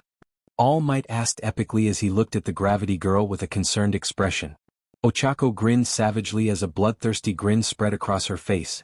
A pink aura of competitiveness surrounded her and made her look very intimidating. Everyone instinctively took a step to the side from the change in personality. Bring it on, All Might. I will crush everyone that gets in my way and you will see. The brunette exclaimed, punching the air aggressively. All Might gulped and nodded in acceptance at the girl's answer. All Might then pulled out two other lottery boxes from somewhere. One colored white, labeled heroes, and the other one colored black, labeled villains, and he reached epically into each them with one hand to pull the selections for the team that would fulfill each role in the mock exercise. And the first two pairs to do combat will be the following. All Might pulled the results out and epically presented them to everyone. Pair A will be heroes and Pair D will be villains. Katsuki perked up at this and a savage grin began to appear across his face. Ochako for her part felt true satisfaction at that, and she lost control over herself as she flared her killing intent at the blonde. Prepare to die, you explosive pile of crap. Ochako sneered aggressively. Everyone felt a shiver go down their spines at the way she said it, and even All Might looked concerned. All Might approached the three students that will be the first participate in the trail of battle and epically motioned with a flourish towards the building tin which the exercise will be held. This scenario has the villains inside the buildings first. Then after 5 minutes the heroes will be let in as well. Everyone else will be able to watch what unfolds through the surveillance cameras. This will allow young Bakugo and young Ida to get inside the heads of villain kind. This is a practical training exercise, so go all out without fear of injury. Though naturally I will cut things short if they get out of hand, he said to assure them gently. She gave a small nod to All Might while ignoring the almost vibrating Bakugo. Is everything understood? Asked All Might. When the 4 participants nodded, he pulled out 4 pieces of paper and 4 small earplugs from somewhere, handed them over. That's the layout of the building. Commit it to memory. And use these communicators to keep constantly with your teammates. That villains shall go into the building first. That heroes will do so after 5 minutes. The rest of you follow me to the control room so we can observe everything. Having decided to put the nuclear weapon on the top floor, believing that it would give them the most advantage, Katsuki and Tenya stood there waiting for the 5 minutes to be up before the heroes had to enter the building. It might just be a training exercise, but it still pains me to be a villain, commented Tenya as he rasped his knuckles against the nuclear weapon. Though I suppose I just have to defend this thing. It's very realistic. Very is made of paper machete. So? A few feet away, with a savage grin on his face, Katsuki glared at a wall. You still think your quirk is superior to mine, huh? Tenya heard this and he sent a deadpan look in his teammate's direction. I know it won't matter, but Uraraka is a very strong, athletic and smart girl whose quirk is very versatile. If I were you, I would consider your idea of just charging towards her head-on without a plan, Tenya said with a very irritated face. It doesn't matter, snarled Katsuki as his savage expression intensified with a glare. I'll show that beach that she ain't better than me. Tenya could only shake his head and exhale in exasperation. Now watch carefully and strategize on your own, said All Might as he and the other students stood up in front of the many monitors that would give them visuals of what would be happening. He would be the only one getting an audio feed to go with the visual one, however. All Might took an epic pose by holding a pencil by his side with his right hand and holding a notebook by the upper part with his left hand and using his left forearm as support. I hope young Uraraka is only overly competitive and not actually malicious. She seems to hate young Bakugo for some reason. I really wish things go well, All Might thought nervously. Oako glared at the building in front of her with a look of steel determination that would make the hardest of people take a step back on instinct as she was waiting for the 5 minutes to be over. She didn't care for the exercise, she didn't care for winning or losing. All she cared about was to beat down that ugly blonde worthless heartless Sunava Beach to a bloody pulp so badly that he wouldn't walk for months. As she looked at the clock, 1 minute left. She thought of how her parents used to care for her. And when she lost them, how Deku-sama took her under his wing, trained her, gifted her, protected her and loved her even if not in the way she desired yet. The thought of that blonde bag of explosive trash beating and hurting her dear lord, it filled the brunette with so much rage. She will make that idiot pay even if it's the last thing she does. She will beat him, no she will humiliate him. Heroes can go inside the building. Oako took a deep breath and stepped forward. She went into the first floor and stopped there waiting for her nemesis to show up into his judgment day. And she found him guilty. Time for hell, Katsuki Bakugo. She closed her eyes and organized her breathing. No need to lose her cool for this, she will win for her Deku. For her Pilar in this cursed cruel world. After a few moments her eyes slowly opened as she heard rushing footsteps and not a second later Bakugo appeared around the corner sporting a savage grin on his face. So, you were expecting me, hot cheeks? He shouted as he held his palms at his side as he leaned forward a bit, making the show of igniting a few repetitive, small explosions from his hands. Oako said nothing. He just continued to stare at Katsuki with an clawed expression on her face. But the hatred and the fury is very visible in her chocolate brown eyes. This didn't suit well with the explosion quirk user. The look on her face as she stared at him like he was the most disgusting thing she saw in her life infuriated him to no end. Bakugo snarled savagely before thrusting his arms back and producing a series of explosions that propelled him at speeds towards Oako. Don't look down on me. Reflex booster. Ochako's response was to grab the chair she beforehand got from the first room she passed by and throw at the blonde after negating its gravity. That's not going to work, shouted Bakugo as he put his left hand forward the moment he was within reaching distance of the airborne chair and he obliterated it with an explosion, creating a ball of dark smoke. A moment later a spinning Bakugo, having used the momentum of his explosions to push himself forward and make himself spin around clockwise, came out of the smoke and reached the still backpedaling Oako in a blink of an eye. Thanks to his spinning he gathered momentum to attack Oako with his extended right hand. However, before Bakugo could react, the brunette changed the direction of her footwork without a pause and stepped into his space. In the same motion she turned around following the same direction of Bakugo's spin, used her right hand to grab Katsuki's extended right arm by the forearm and continued with the motion to slam Bakugo's back solidly and with absolute authority against the wall. Did she read me? That was the only thing that went through Bakugo's mind in that moment. Gah! That was the sound that came out of Bakugo's mouth as spit flew out of it due to the force of the gravity girl's vertical counter-slam. It had carried enough force that for a moment Bakugo's vision got a few spots when his head also smacked against the wall. Gritting his teeth, the explosion quirk user turned pained eyes towards Oako, who was still holding his arm, only to grow furious at what he saw. Her expression had not changed at all. The same cold fury mixed with so much disgust as she was grabbing into him. The pink pads on the gravity girl's fingers glowed with pink light quickly, and before Bakugo could react, Oako gripped tightly and threw him over her shoulder into the ground with enough force to kick a dust cloud around the blonde. Gah! The blonde bomber gasped for air as he slammed into the solid ground with force that a slim girl like Oako should not have access to. But he couldn't think of that for long as he was picked up in the air weightless and was then slammed into the wall to the right, then the left, then the ground. He lost sense of what he was being slammed into as he was being tossed around brutally with more force than he could handle again. And again. And again. And again. And again. And again. And again. The mad bomber felt a surge of rage go through him like a rush of adrenaline that got him back to his senses long enough to shoot a blast at the brunette who jumped backwards, and he felt his weight coming back, but he was in midair and ended up falling face first to the floor. I'm pissed now. Just keep guarding the stupid thing. Katsuki yelled before he used his explosions to launch himself towards the gravity-canceling user, this time lashing out with roundhouse left kick towards the side of the girl's head. The brunette just leaned her upper body back enough to let the tip of Bakugo's boot to miss hitting her helmet before she pushed herself forward to hit Bakugo in the middle of his back with a right straight kick. When the momentum of his missed roundhouse kick left him facing away from the girl, the kick sent the mad bomber sprawling into the ground face first with a grunt of pain. F. Snarled Katsuki as he pushed himself towards his feet and turned around to face Oako with an enraged expression on his face. Why aren't you using your quirk, you beach? Do you think you are better than me, huh? Oako, whose eyes were still hateful and dark, responded by slipping into a battle stance, which had Bakugo tensing in preparation. A moment later the brunette exploded into action and she jumped while spinning around herself clockwise and sent a reverse roundhouse left kick towards Bakugo's head. The blonde grinned as he leaned to the left to evade the kick, but the expression was wiped from his face when Oako, while still in the air from his first motion, sent an elbow strike with her right elbow that caught Katsuki right across the face. Bakugo held his nose as he stumbled back with his eyes strained in pain and to prevent the reflexing tears from falling down. He shook the pain away as he saw Oako landing after deactivating her quirk when she made that last hit. His anger grew even more, if it was possible, when he saw the unchanging expression on the girl's eyes. Disgust. Stop looking at me like that, goddammit. I'm above you. He snarled before he used his explosions to shot himself towards Izuku at even greater speeds than before and reached him in a blink.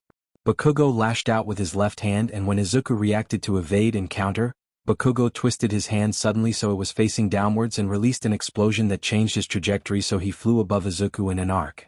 Read this, you beach. He thought with triumph the moment he was behind Oako, and he lashed out to release a point-blank explosion to his back. Katsuki, however, became shocked when his hand found nothing but air. What? He thought frantically as Oako seemingly disappeared from his sight, only for his eyes to bulge out when he was punched in the pee-pee with enough force to send him flying with spit flying out from his mouth. Gah! Oako had ducked down under his attack, and while she was still crouching down, almost directly beneath Katsuki and her form being covered from Katsuki's sight due to his grenade-like gauntlets, she turned around and leaned back, then she pushed herself using her right fist to deliver a rising right fist to Bakugo's crown jewels. The explosion quirk user was sent flying up and away, and he landed on his back a few feet away. Oako calmly rose to her feet as she watched almost uncaringly as the blonde held where he was hit in pain. Why are you looking at me like that? Katsuki roared in outrage as he gave the cold brunette a hateful glare accompanied with a snarl as he tried to get up after the girl's devastating punch to both his body and pride. Oako looked at the blonde with cold, narrowed and hateful eyes. Filled with more rage, hatred, disgust, judgment and resentment than the blonde ever thought was possible for someone to carry. Izuku Midoriya? Oako started. She could see the blonde's eyes widen in shock and horror. How do you know her? He yelled frantically as he stood up straight. She is my neighbor next door. And an amazing person. Kind, intelligent and very helpful. But most importantly loving. She loved her son. After I moved in after the exams, we got to know each other and she told about her baby. Her sunshine, her child. That you tormented. Just for not having a quirk. Oako roared loudly, losing all her calm as her eyes became bloodshot and her fingers started twitching uncomfortably. Heroes protect. Heroes save and inspire. Not hurt and bully, you devil. Katsuki stepped back, but it was for naught as Ochako cancelled her gravity and shot like bullet at him. She kicked off the ground with so much strength it kicked a cloud of dust behind her as she flew at him with high speeds. Shooting star. Ochako yelled as she slammed into Blonde and cancelled his gravity, then started slamming him around like ragdoll. The Blonde found himself unable to resist, and it wasn't long before he lost consciousness. Ochako stared at the thrashed and beaten up Blonde for a few seconds before she started running to Ida's location. She still had 4 minutes to beat the engine boy and win. Then she got an idea and smirked. Bakugo, do you copy? What happened? Ida yelled into the earpiece frantically as he lost connection with his partner.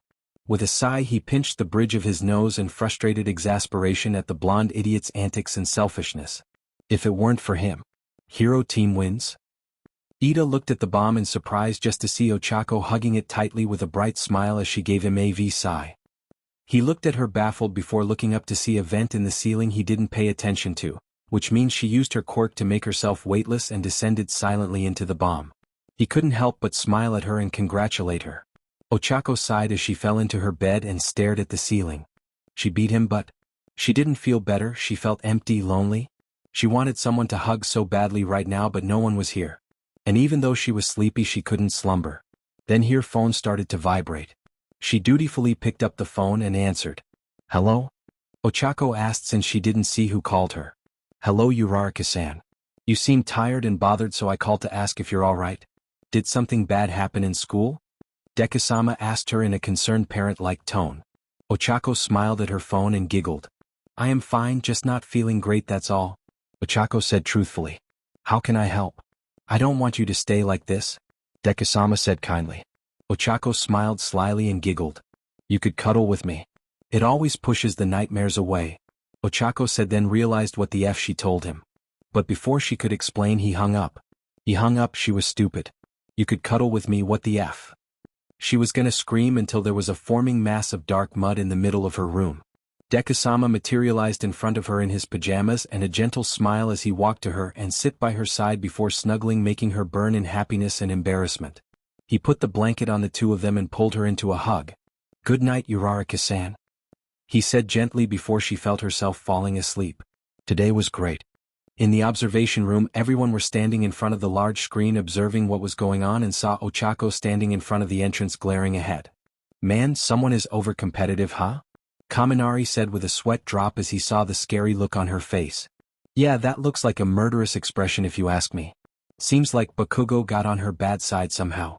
Tsuyu commented as she looked at Ochako tapping her foot impatiently. She finally went in. And she looks hyper-focused too. Shiro pointed to the screen where Uraraka walked through the building with a cold glare and a calm face. Wonder why she grabbed that chair though, Toru said confused as she looked at Uraraka standing with a chair beside her. Look, Bakugo reached Uraraka. They are about to get it on, exclaimed Kirishima with a grin. They all watched how the first exchange between them ended with Katsuki getting slammed into the wall as the gravity girl used his momentum against him. Wow. Just like a professional martial artist, exclaimed Mina with wide starry eyes. Indeed, nodded Mashireo with an impressed expression after analyzing the movement. It's even more impressive when you consider that Uraraka also timed her own spinning and threw with the spinning speed that Bakugo had in order to make the most of use of Bakugo's own momentum, maximizing the damage of effectiveness of the technique. He commented, inwardly planning to ask the gravity girl about having a spar so they could exchange techniques, having recognized that she was also a martial artist. Or an experienced fighter anyways. Then they watched Uraraka use her quirk to make the boy weightless before tossing him over her shoulder and slamming him around like a rag doll without a hint of mercy. Yikes. The sunshine brunette is brutal, Sato said, wincing along with everyone else as they witnessed Bakugo being beaten up until he somehow freed himself but was still in midair, so as the girl cancelled her quirk he slammed face first to the ground. Watch. She ain't pulling any stops. Kaminari shuddered. Yikes, someone really is out there for blood. Shiro added, frightened. He was happy he does not have to fight her. Pop. Jiru grinned at the exchange. Then they saw the second exchange with Bakugo using his quirk to fly at her and go for a kick, but she leaned back and easily kicked him off with her full power. So cool. She is fast and skilled. Toru gushed loudly. Man, I gotta ask her for moves. Kaminari grinned. So manly? Kirishima mumbled. They watched Uraraka explode into action, charging at Bakugo, and even though she missed, she still landed a hit, sending him flying. If you are happy you ain't fighting her, say cool. Mina said. Cool, said everyone without hesitation. Then they watched the fourth exchange, in which Bakugo attempted to kick Uraraka on the head, only to be denied solidly before the girl hit Bakugo with a punch to the balls that looked to have come out of nowhere. Damn! Exclaimed Kirishima, Denki, Shiro, Mina and Kyoka when they saw that.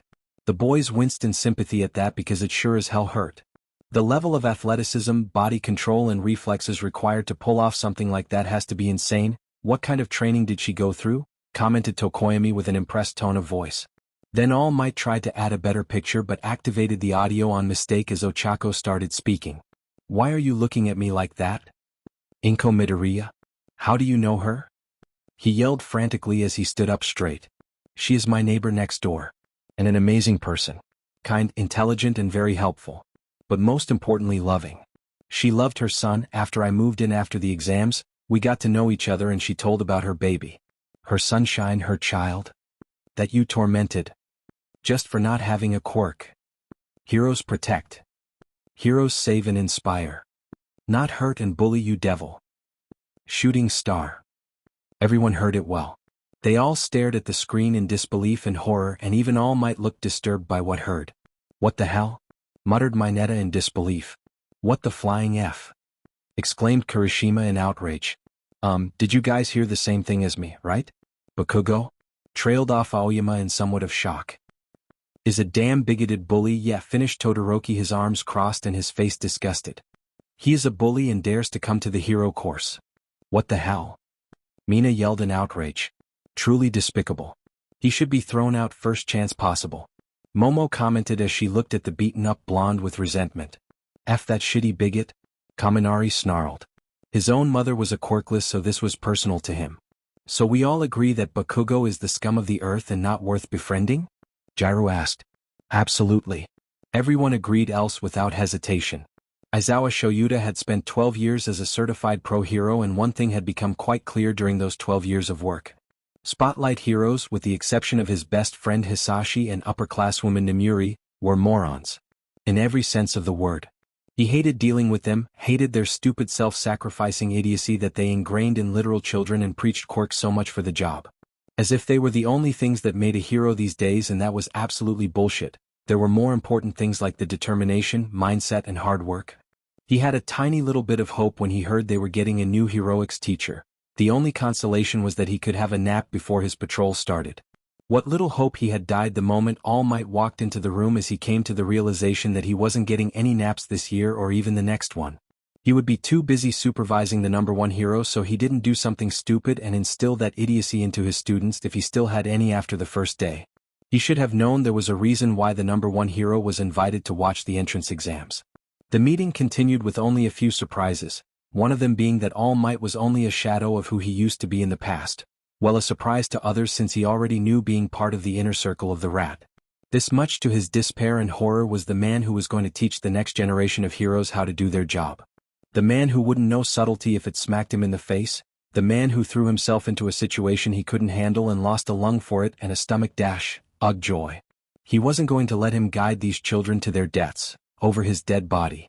There was nothing more tragic than a dream that was cut unnecessarily short. He was going to instill a sense of self-preservation in these kids even if it killed him.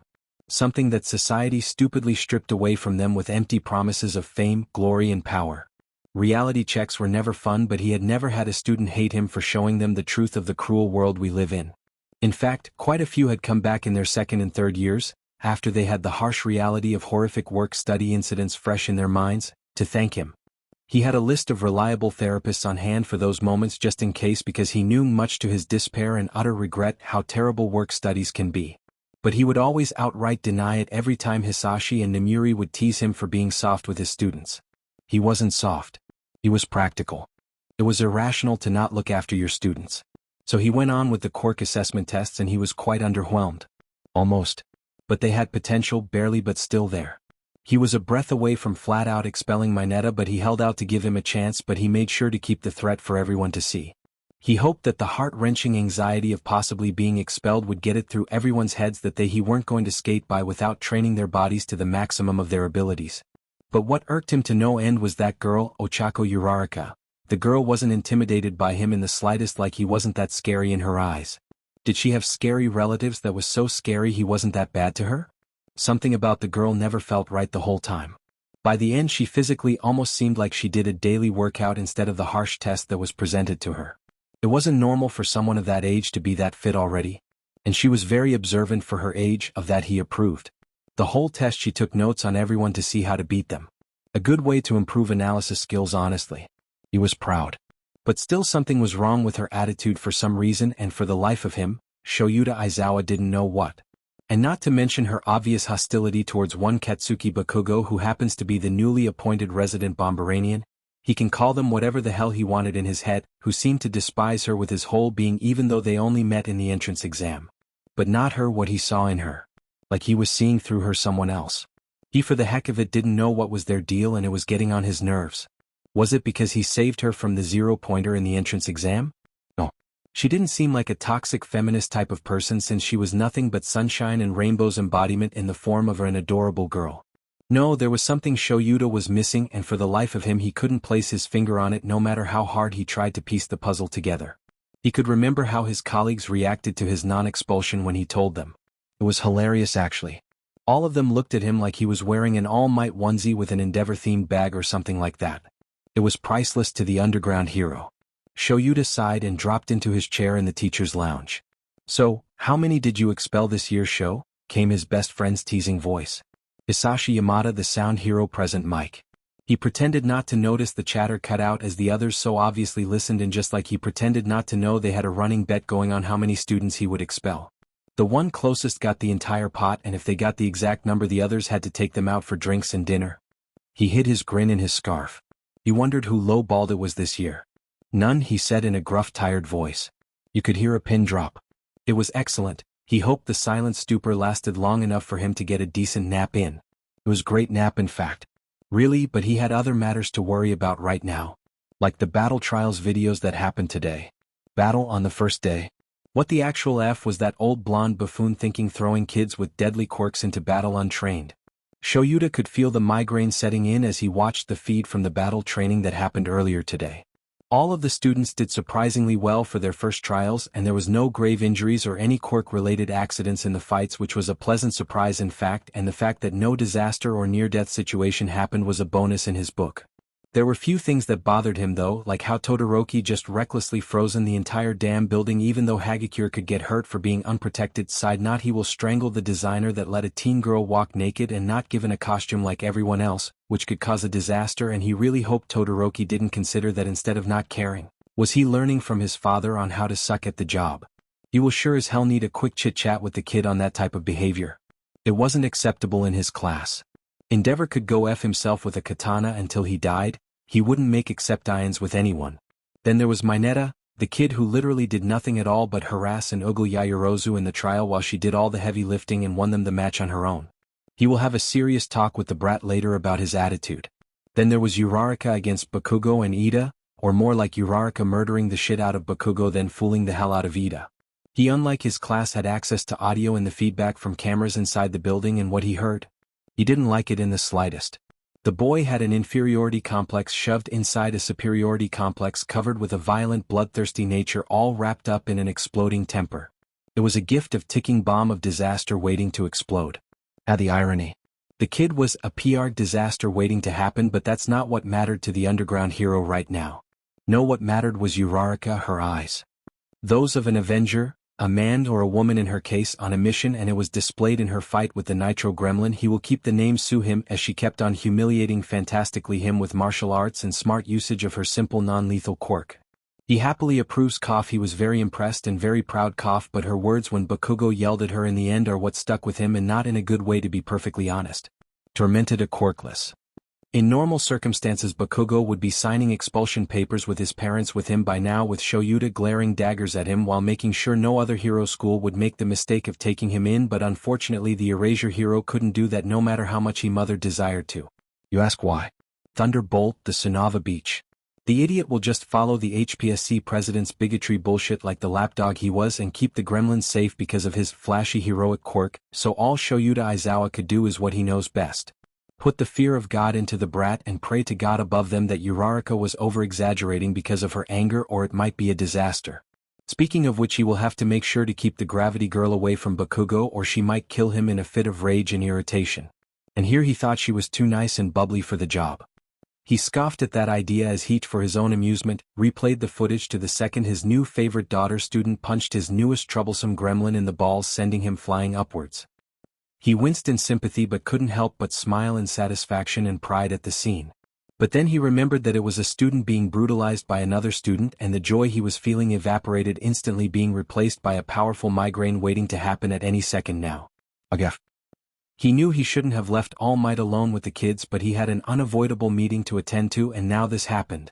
It was the first official day of training and he had given the man the benefit of the doubt, fully believing he wouldn't put them through something too complex for starters. He had been so wrong in that front, and trusting a dumbass that didn't even have a teaching listens to mother keep a bunch of brats with overly destructive quirks safe from each other and themselves. But then again, the one who caused the harm was someone whose quirk was harmless on its own, and Shoyuta couldn't help but chuckle at the irony of that, considering the quirk her opponent possessed.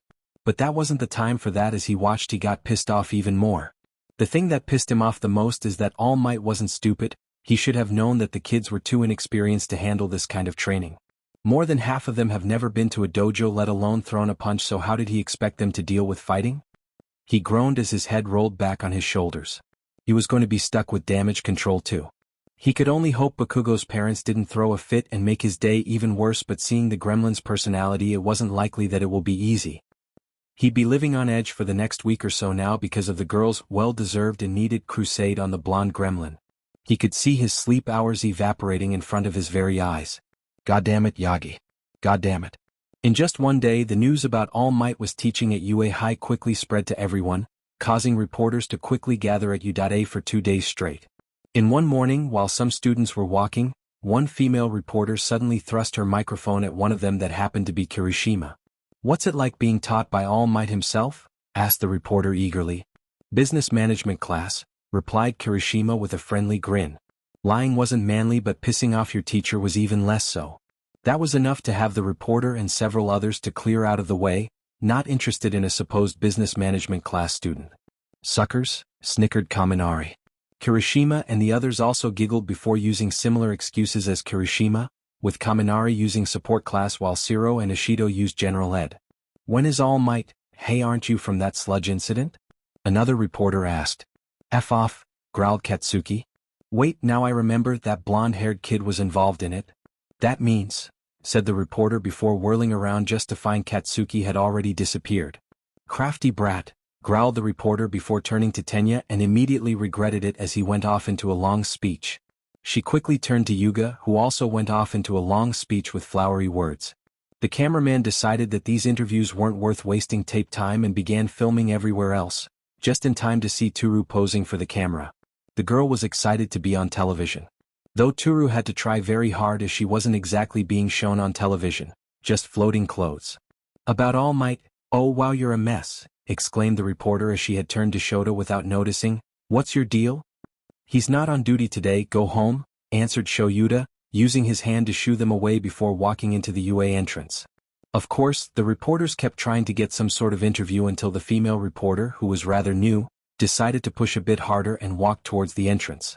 "Ah, wait," shouted her co-worker, but it was too late. The UA defense system activated, sealing the entrance. Seeing the UA barrier up, as dubbed by the media, they had no choice but to loiter around and wait for an opportunity. Shota walked into his class just to see all his homeroom students already sitting down and waiting. "Good. You all are gaining even more common sense now. I looked over the evaluations from All Might and added a few more comments here and there. You'll be getting them back during hero course time with me. Now then, on to homeroom business. Sorry for this sudden announcement, but today..." Aizawa trailed off menacingly. "Another trials?" Ochako wondered, hoping for a chance to beat up Baku Prick again. The thought made her demonic aura appear once more, causing many students to flinch or, in Bakugo's case, shiver in fright. The majority of the class had chills from both Ochako and Aizawa while thinking, is it a pop quiz? Or more battles? "You'll be picking a class president," finished Shoyuta in a bored disinterest tone. Idiot. Ochako deadpanned, very disappointed that she couldn't beat Baku prick to a bloody pulp. Her aura dispersed, causing everyone to sigh in relief, with Bakugo being the most relieved. It's an actual normal school activity, sighed the class in relief before they all raised their hands, hoping to be the one getting the position for themselves. Of course, the reason for such eagerness for the position of class president was due to the fact that the class president in the heroics course would be in charge of leading the class of future heroes, which was a position suited for a top hero in the making. Something all of them desired. Well, most of them, Ochako was unbeknownst to them a villain, and a committed one at that. She committed her life to follow her lord in his journey to change the world. So getting a position to become a top hero is counterproductive in her case, so she stayed silent and sit down with a pout on her face as everyone around her argued. If I become class president, the girls will have show 30 centimeters of their thigh, proclaimed Mineta shamelessly. Due to the bad luck of sitting right beside Tsuyu, Tsuyu almost by reflex used her tongue to smack Mineta's face, though quite lightly. It was enough to force him to stop anyhow. Silence, everyone, declared Ida, causing the students to turn towards him to listen to what he has to say. It is a job with the serious responsibility of leading others. It's not a simple job just for anyone who just wants it, but a calling that requires the trust of those around you. If we are to be democratic about this, then I propose an election to choose the leader, the engine boy declared with his air-chopping motions. Of course, while he was giving such a speech, his hand was raised the highest in eagerness to be the president, thus cutting off some of his support on such a speech. This is just a classroom, not Congress, said Denki in exasperation as he face-bombed. We've only known each other for a few days. That isn't enough to build up trust, and for a vote like you propose, Ida-chan, commented Tsuyu, putting her finger on her cheek and croaking like a frog. Plus, everyone will just vote for themselves, added Kirishima, crossing his arms at the idea. That's exactly why, said Ida earnestly. The person who has managed to earn multiple votes will be the best suited individual for the job. Sensei, will you allow this? The uptight student asked loudly, turning to his homeroom teacher. Yeah, do whatever you want, just make sure you all decide before homeroom is over.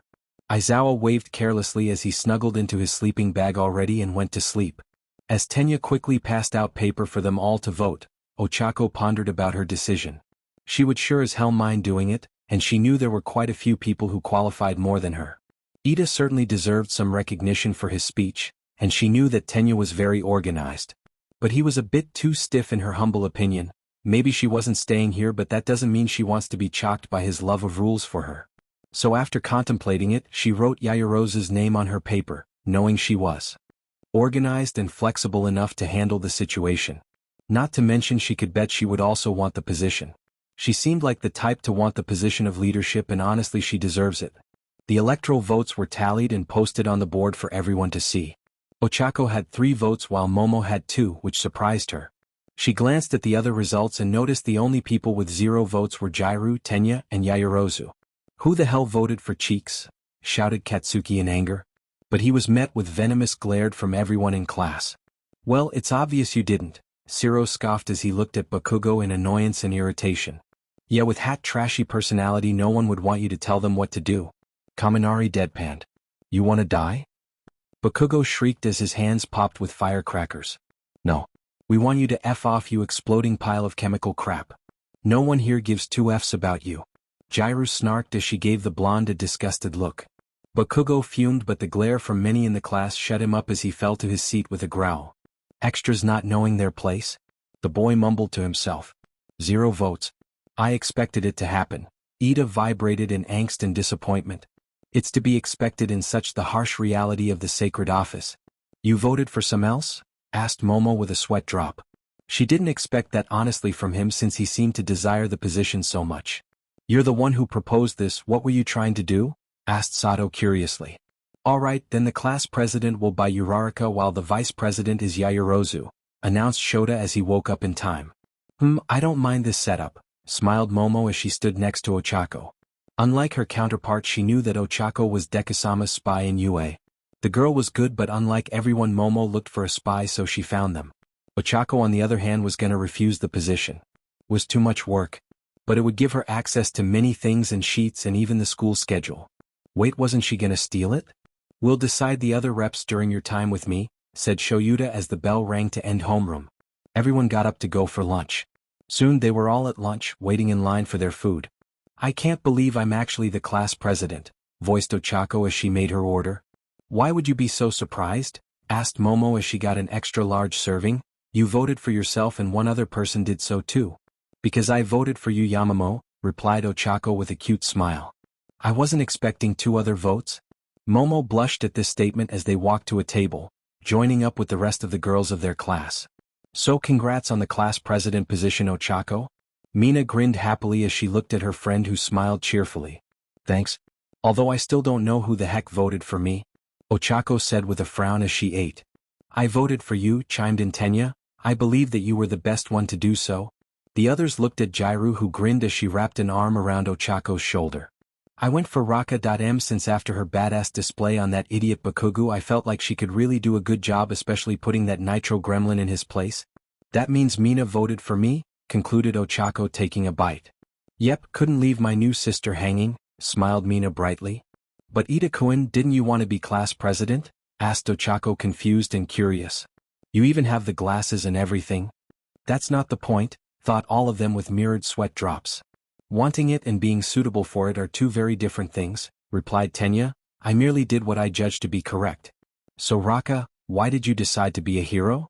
Jairu asked curiously as she took a bite of her meal. Oako looked down before sighing. "Well, time for bullshit," Oako thought as she cleared her throat to speak. "Well, to honor my promise to my parents before they passed," Oako said sadly. That got everyone's attention as they looked at her surprised and shocked. "My parents died in a fight between a hero and a villain. They were caught in the justicing of that Tsunava Beach endeavor a year ago. Thankfully I had a relative to take me out of the orphanage," Oako explained sadly. Everyone looked at her surprised before Jairu said, "You too?" in a shocked tone. Oako perked up at that. "Me too?" Oako repeated, surprised. "Yeah, but with my parents it was Thunderbolt. That idiot. I live in a foster home but the people suck. Wish I could get away from that shithole," Jairu grumbled. Oako felt a light bulb light up in her hand. "Oh yeah, this perfect for her." "Wow, that sucks, doesn't it?"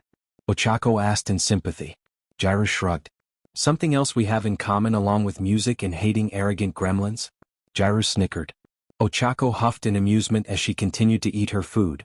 Momo and the others were actually shocked by how casually they spoke about a hero getting their parents killed. It was outrageous. The students looked disgusted while Momo was scowling. Looks like Deku-sama was right about some heroes not worth keeping around after all. Suddenly, a screeching alarm went off in the cafeteria, followed by an announcement. "Level 3 security breach detected. All students are to evacuate outside in a swift and orderly manner," the voice in the intercom system called out. "What's a level 3 security breach?" Ida promptly asked an upperclassman that stood up. "It means someone infiltrated onto the grounds," yelled the upperclassman. "In my 3 years here, this has never happened before. We have to get out of here." The others quickly stood up to leave and go back to class. However, problems began to arise when they tried to get out. All the students were all trying to get out at the same time, mobbing the exit and making it difficult for everybody within. "Stop pushing. Ow. I'm going to fall. Who touched my butt?" In the scene, Mineta was slightly happy for his short stature and the fact that the girls' uniforms consisted of skirts. "Ow wow," cried out Pina. "Quit shoving," yelled out Mina, "otherwise I'll bite you." As expected of UA students, they are quick to react in a crisis, grunted Tenya as his face was being shoved. "I don't think it's that, it's more like they're panicking," stated Momo as she enlarged her hands slightly to protect herself. "Who could have made it in here?" said Ida as he was next to the window, his head up a little before seeing what was happening. He started looking out to see that the press had somehow made it into the UA grounds and were surrounding Shota and Hizashi, who were quick to guard the nearest entrance into the school itself. "It's the press. Then there's no real need for this panic," Ida muttered. But everyone was still pushing harder and harder. If they didn't stop, then students would really be injured. "Yarozu, can you make me a megaphone?" asked Ida quickly as he looked at the girl in question, forming a plan. Momo quickly nodded and created one from her thighs before giving it to him. Ida tossed the megaphone to the person who could shut everyone up with his voice. "Hey, what the hell?" shouted Katsuki as he found himself being smacked by a megaphone. "Bakugo. Yell into the megaphone as loud as you can," grunted Ida in annoyance. Katsuki had already noticed the crowd becoming more and more dangerous to themselves and had been ready to let off an explosion. to shut them up when threw the damn thing at him. Seeing as he now had a better place to do so, he took a deep breath. Die, you mother idiots. That promptly caught everyone's attention, causing them to halt completely and stop in place. Here, it's your show now, prompted Katsuki as he threw the megaphone to the other boy. Ida grabbed the megaphone quickly and started speaking. Everyone, it's just the press. Please stop panicking and pushing other people, it'll only cause more harm. People closest to the window looked out before yelling out that it really was just the press. The students began to calm down as the police also arrived to drive the press away. Hisashi was cheering on the police, yelling goodbye, bad mass media. Ida, that was so cool how you handled it, praised Hagakure as they made their way back to class. Yeah, good thinking, nodded Mina with a smile. Excellent work, said Momo with a nod. Ida could only blush at the praise. The class started sitting until they noticed Ochako entering the classroom with a smile on her face. Hey Raka. Where the heck did you go? Jairu asked and Ochako looked sheepishly at them. Sorry? Got swarmed and pushed away by everyone? Ochako said embarrassed. =============================================================================================================================screeching alarm went off in the cafeteria, followed by an announcement. Level 3 security breach detected. All students are to evacuate outside in a swift and orderly manner. The voice in the intercom system called out. What's a level 3 security breach? Ida promptly asked an upperclassman that stood up. It means someone infiltrated onto the grounds, yelled the upperclassman. In my 3 years here, this has never happened before. We have to get out of here. The others quickly stood up to leave and go back to class. However, problems began to arise when they tried to get out. Everyone in the cafeteria surged forward and sticker into each other in chaotic masses. Ochako managed to slip away unnoticed by the rest of her table and avoid the death trap that was the main hallway. Instead, she quickly made her way to the teacher's lounge, all while awkwardly to pull out a pair of gloves. She tugged them on before she opened the door to the vacant room and hurried over to the filing cabinets. Thankfully, the teacher seemed to organize everything by class and 1A was first on the list. Just her luck. She pulled the drawer open and rifled through the file folders until she came across the one labeled schedule. She practically ripped it out of the file and whipped her phone out to take pictures. Apparently they would be going to the USJ Monday. Whatever that was. It even had the codes that were used for the building listed on the side.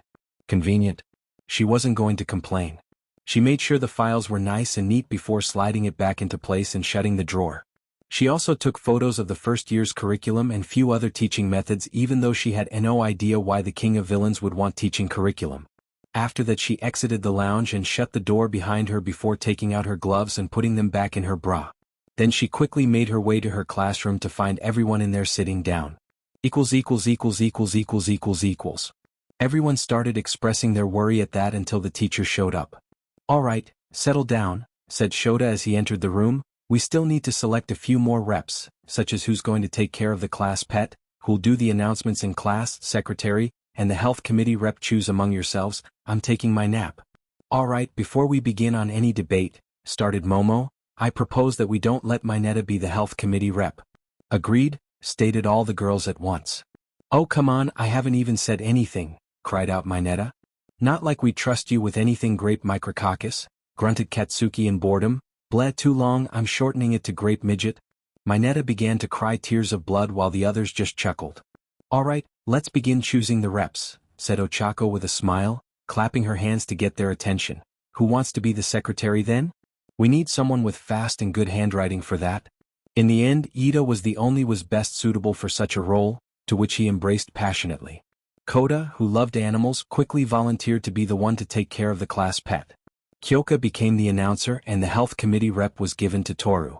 Meanwhile, at the front gate of UA, Nedza glared at the entrance door. It had been completely destroyed and he knew no reporter could have done this. From a glance, it looked like the doors had been disintegrated or more like decayed.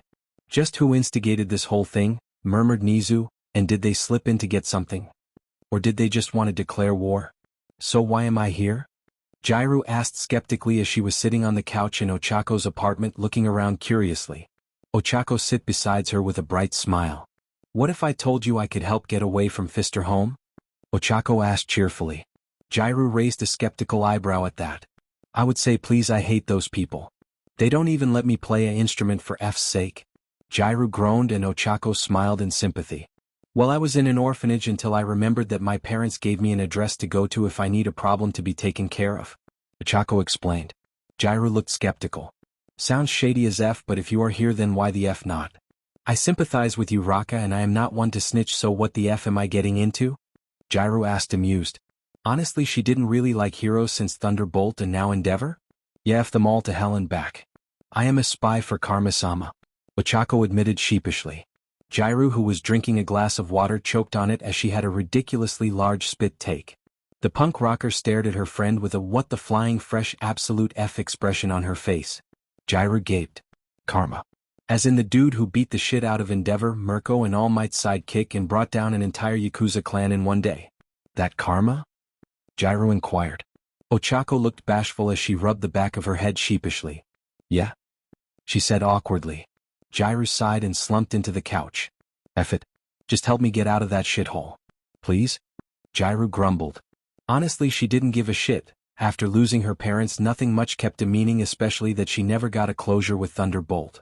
Oako clapped her hands together. Wonderful. I will call him now and we can quickly talk. Oako grabbed her phone to send a message and Jairu jumped out of the couch in surprise, her face that of terror. Call him? Him? Are you insane? Do you know how dangerous the dude is? He killed more people than you could count. She yelled in fear, no terror. Oako was amused how fearsome her lord became these days. Oako blinked before she burst into laughter at her friend's face.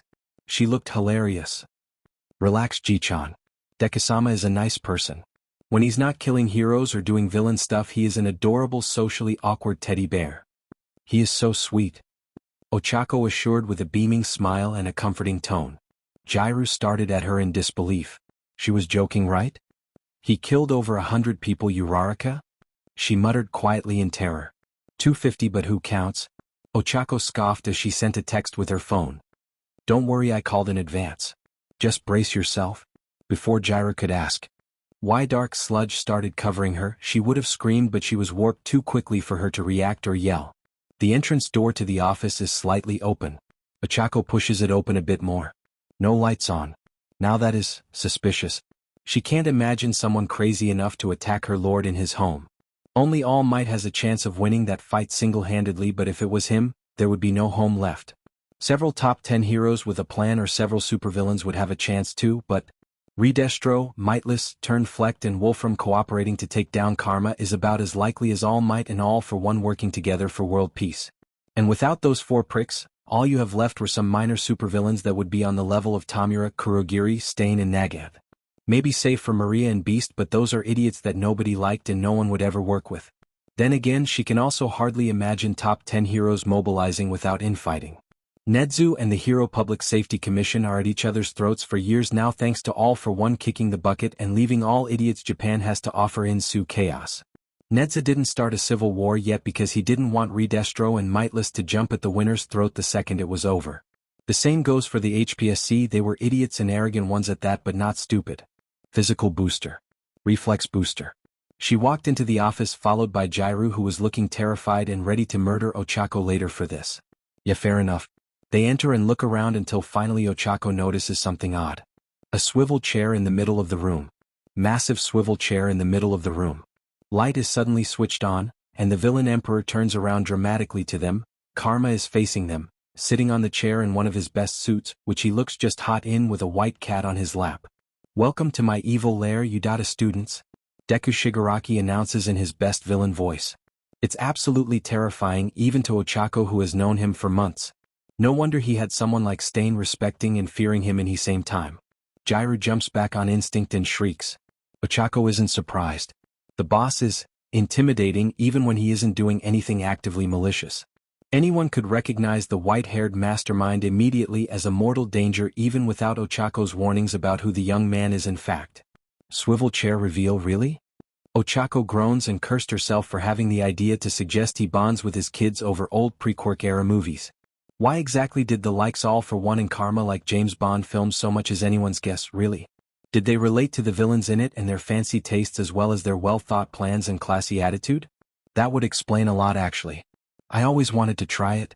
The future king shrugs while letting the cat jump off him. I even borrowed a cat from Kurogiri. You're unbelievable. Ochako sighed and looked at her trembling frightened friend who was staring at Deku with wide frightened eyes filled with horror. Deca got up from his place and calmly walked to the girl before he put his hand on her head and activated a quirk. His hand glowed with yellow energy and she relaxed instantly. The claro returning to her face and her eyes are back to normal. The hell was that? Jairu asked as she called down. Its apathy allows me to sense emotions and share mine. I shared my calmness with you. Sorry, always wanted to try that one scene. Deku smiled as he motioned for the girl to dit down. A couple minutes later the girls were facing he boy's desk who looked as presentable as a true businessman but his aura is that of a mortal danger waiting to be unleashed. So, you are like Ochako and need a relative of the sorts to get out of foster care. Deku summarized carefree. Jairu nodded. Yes sir. I hate those guys. They they suck. Jairu was scared of the guy shitless. How the F is Ochako not terrified? Deku smiled brightly. More than any human had the right to and all the tension in the room evaporated instantly as he looked at her gently. It's alright Jairu-san. No one will hurt you, just be yourself. Deku encouraged with a cheerful expression. The image of the monster that would tear her apart replaced with the image of kind boy offering her his hand to take while she was alone. She felt warm from that smile, so that's what Ochako meant, huh? He's kinda cute. Jairu smirked. Well, my new folks are idiots, materialistic ones too. Hate music and noise in general, so Raka said you could help me with that? Jairu said casually. Deku nodded. That can be arranged, but first I thought of giving you an offer. Deku started. Join you and spy on the school for you with Raka? My quirk is super useful? Yeah, whatever, why not?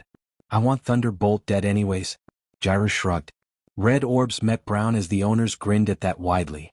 Welcome to the League of Villains, Kyoka Jairu. I have a feeling we will get along really well.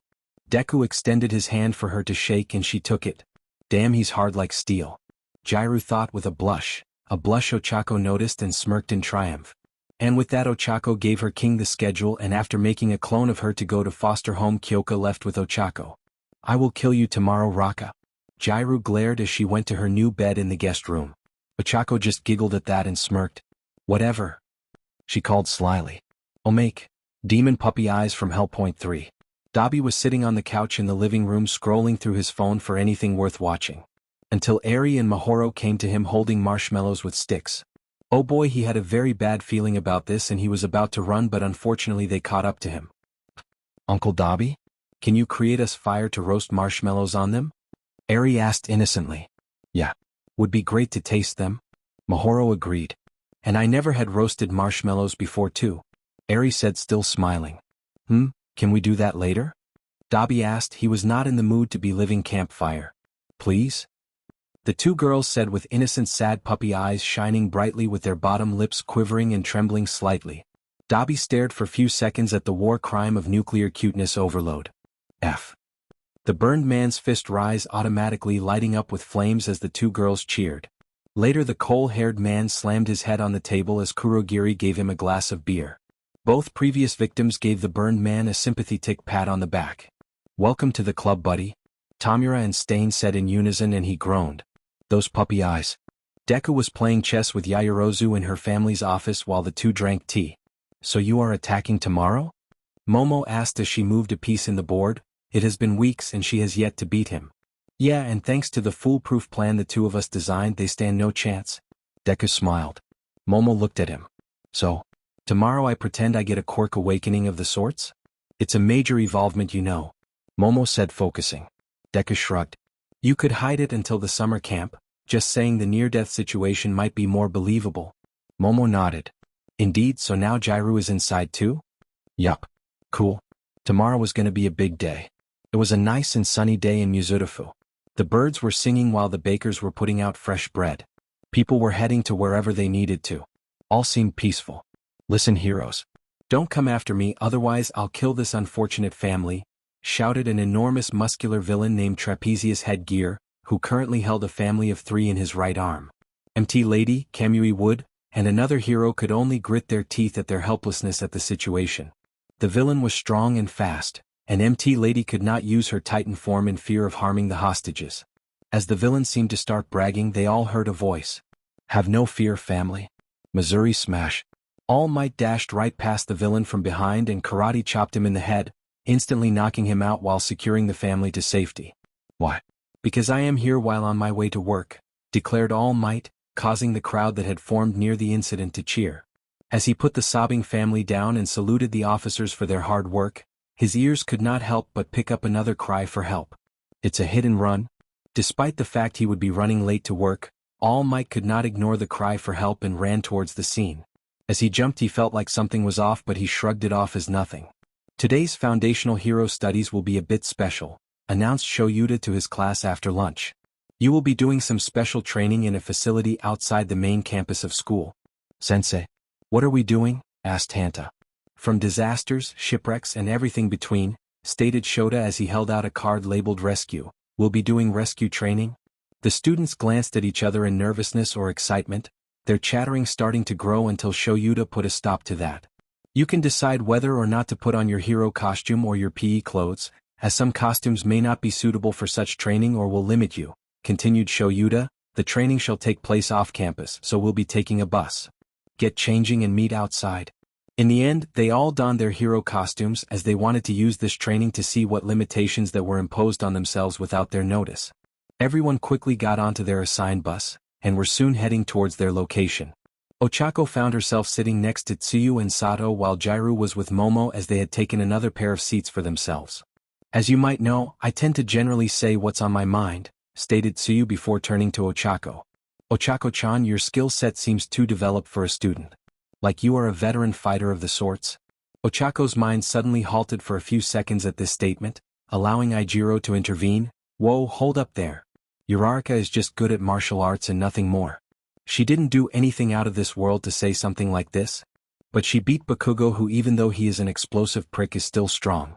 And in the quirk assessment test, even though her quirk didn't help in a 4 of the test, she got a very high score. Tsuyu pointed out. Well, I went to the gym for the whole year and spent a lot of time in dojo, so my endurance and strength are great, Ochako said nervously. Wow, that's so manly, shouted Ijiro. You don't have a strength enhancement quirk and you are this strong? Man, you can do a lot of flashy stuff. You really are awesome. Not exactly, lied Ochako. She knew thanks to her lord's training she was far ahead of her peers, but now it was biting her in the ass and she tried to come up with an excuse. But Ijiro had already moved on to another subject. All I have is my quirk hardening. It's good in a fight, but it's not very flashy, Ijiro said sheepishly. But it's still pretty neat, said Ochako with a smile, latching onto the different subject. One thing you get from hanging around Deku-sama is appreciated every quirk you come across. Your quirk's more than enough to go pro. You are easily a perfect shield and sphere. Yeah, but a pro hero has to think about popularity too, sighed Ijiro in disappointment.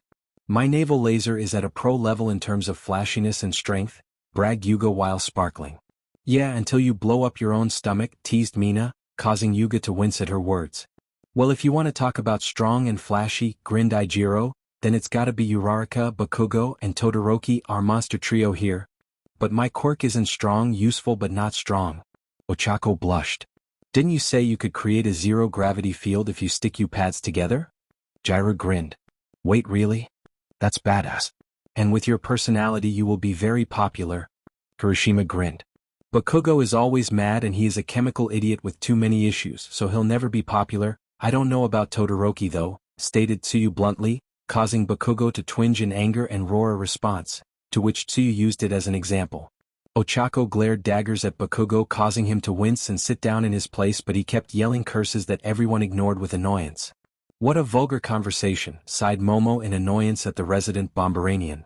They all got off the bus to see a large dome building before seeing someone in a large space suit waiting for them. Everyone, I have been waiting for you, declared the person in the space suit cheerfully. Oh my gosh, it's the space hero number 13, gushed Ochako. She's my favorite hero, she said happily, which was the truth. She, unlike Lost Heroes, did like 13 since she was a very good hero. One that saves people, and even Deku-sama acknowledged. The kind heroine who does her best work in rescue scenarios, added Momo helpfully with a smile. They were swiftly led into the domed building to see so many variations of rescue training areas, all built to simulate real-time disaster. It looks like Universal Studio Japan, said Kaminari in amazement. Flood zone, landslide, fire, etc., stated 13 proudly. Every natural disaster you could imagine, I've created a simulation of it. I built this facility myself. I call this place the Unseen Simulation Joint, otherwise known as So it is USJ, thought all the students at once with collective sweat drops.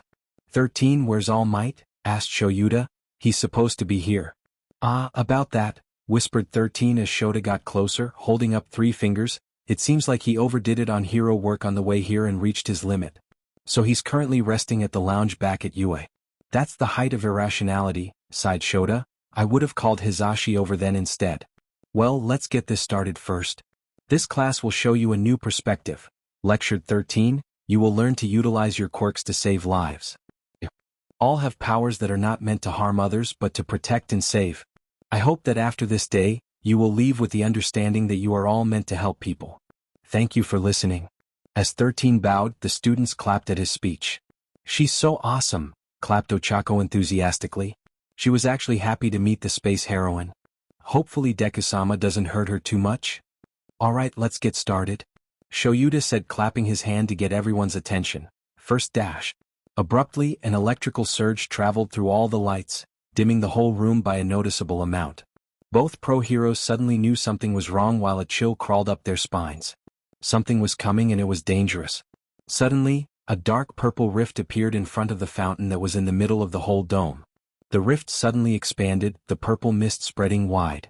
As the pro-heroes directed their attention to it, out came a hand, followed by a skull-shaped helmet as a teen in a dark suit came out of the portal. Gather up and don't move, shouted Shoyuta, scaring the students with his sudden panic. Seeing Aizawa's protective nature, the students couldn't help but obey as few villains came out from the mist. There was a man with multiple severed fake hands all around his body and face, a person in a dark skull helmet and black suit that looked like a teenager, a person wearing a cloak that covered them from vision with a long hood and the purple mist that slowly reformed into a human figure. I see only Eraserhead and 13. As well as the students, stated the purple mist. According to the staff schedule, All Might should have been here. I wonder why he didn't show up. Was it a change in the plans? The mist villain wondered. The teen in the suit stepped forward and spread his arms wide in welcoming gesture as he started speaking. Greetings Udata teachers and students. We are the League of Villains and we came here into this birthplace of heroes to make a statement. After all, what better place for the symbol of peace to die in than the place that brought him to the world in the first place? Quiet, poetic, honestly. The supposed leader declared dramatically, his helmet changing his voice so it looked too robotic to be recognized. The heroes and students felt a shiver go down their spines as the leader stepped forward and began his speech. His sheer presence was powerful enough to make them step back on instinct in self-preservation and fear.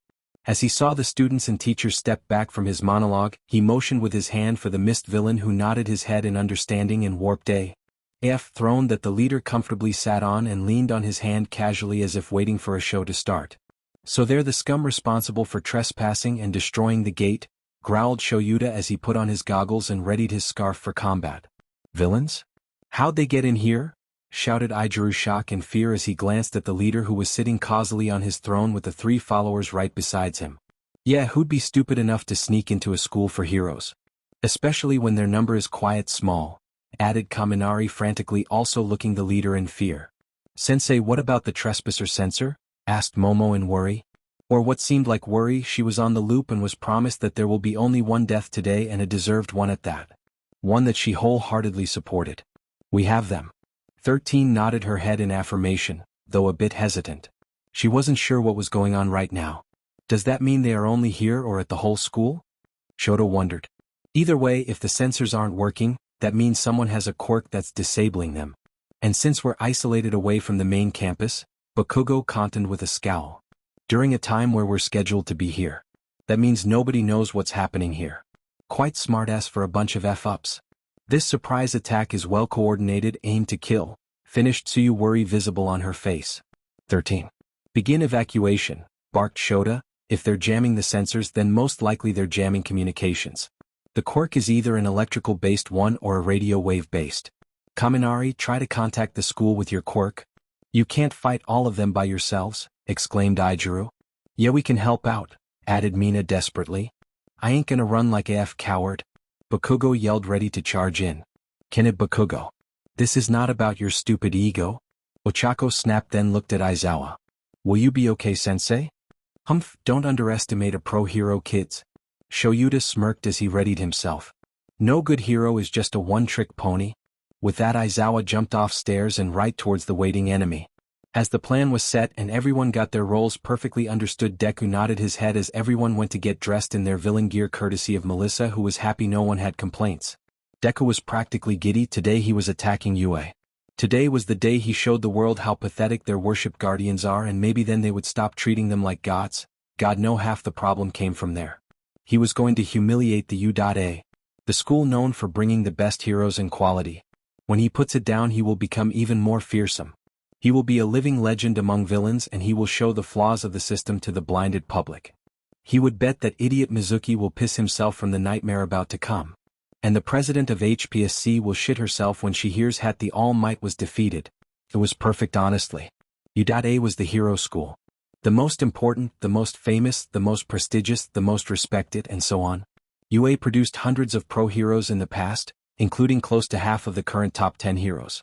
It was even the alma mater of All Might, the supposedly greatest of all heroes and the symbol of peace. It was a dream. Izuku Midoriya's dream. For many, many years he dreamed of being able to walk its halls and training areas. To be able to train there and learn how to be a great hero. How to save people with fearless smile on his face like All Might. That was his dream. He loved the heroes, he really did, especially All Might. His mom once told him to just open an All Might themed museum. He had that much limited edition merch laying around at home in the past. It was the dream of Izuku Midoriya, his ambition and hope. But it was the bane of Deku Shigaraki's existence. It produced nothing but bigoted, arrogant, selfish brats who thought the world owed them something for their flashy heroic quirks and all that. It did nothing but get more bullies and monsters on the streets that did as they pleased and got innocent people hurt in their blind pursuit for power and glory and fame. Disgusting. And for that, as the great villain mastermind he will drop that damn castle and its rat king from their pedestal and show the world how beatable U.A truly was. It will serve a great purpose in showing the society that their dear amazing heroes couldn't even protect their little students from a small group of villains. It will cause a great riot around, chaos in the streets. It will be truly and utterly glorious. It will make society go into destabilizing state. And with its pathetic pillar crumbling to dust, bringing the entire system down will be a piece of cake. As he mused to himself, he saw his friends already dressed in their villain gear and waited for their great leader's order for the start of the mission. Melissa was dressed in a costume similar to Star and Stripe, which was an American flag-themed bodysuit with a large flag as a cape, but there were key differences since she added a bit of protection with added steel plates on the shoulders and chest and shins and a slightly shorter cape. She had a utility belt with some gadgets in it and an American-themed eye mask. All Might will break when he sees her. It will be glorious. Shinso was dressed in a dark bodysuit with shin and knee guards as well as arm protection and dark gloves with steel knuckles with his trusted capture scarf inspired by Eraserhead. He had a utility belt with smoke bombs, a taser, a gun and on the back a combat blade if needed. And the cherry on top was the high-technology face mask that would change his voice and record any voice that was in the vicinity for later use. Toga was dressed in a blood-red bodysuit made with her DNA so she could use her quirk without having to strip naked, much to his joy and infinite relief, but it was a bit disappointing honestly. The girl had special throwing syringes with thin but very durable tubes in a very quick rate and either stores it in small bags in her belt or sends it straight into her mouth through the mask. She had a bunch of small throwing knives and 2 butcher knives. And she was given stern orders to not kill or maim anyone unless told to. Mustard was wearing his costume that was a gas mask that covered his whole face with red lenses in it to look menacingly scary. The boy had a full body armor that was thin, tough and durable as well as light. He had a pair of gauntlets that would let him manipulate his gas into a mass to attack. His gas was already dangerous, but a thick mass of it is more so. He also had a gas thrower like flamethrower as an addition to his collection. Dabi was just dressed in his dark coat and villain clothes for when he joined the league, which even though Melissa argued with him so much he didn't budge, he didn't take support gear at all. Tamura was dressed in a black shirt and pants along with a long menacing dark coat and fake hands. He got him to get rid of the hands few weeks after they left and even got him to therapy around his body and one on his face. So to say the least, he looked absolutely chilling to the bone. The 3 kids were still in their usual clothes and Deca still finds them absolutely adorable and patable, which wouldn't matter once they enter combat mode. They will turn to powerful, terrifying weapons of mass destruction, and Deca was absolutely proud of them. Spinner was still dressed in his green rabbit hoodie with 2 knives strapped to his sides and a katana on his back. He was wearing red-tinted goggles and looked proud of his costume, much to Deca's embarrassment. And finally Kurogiri was standing to the side waiting for the order to warp them. Deku will give the order, he just needed to rile them up a little.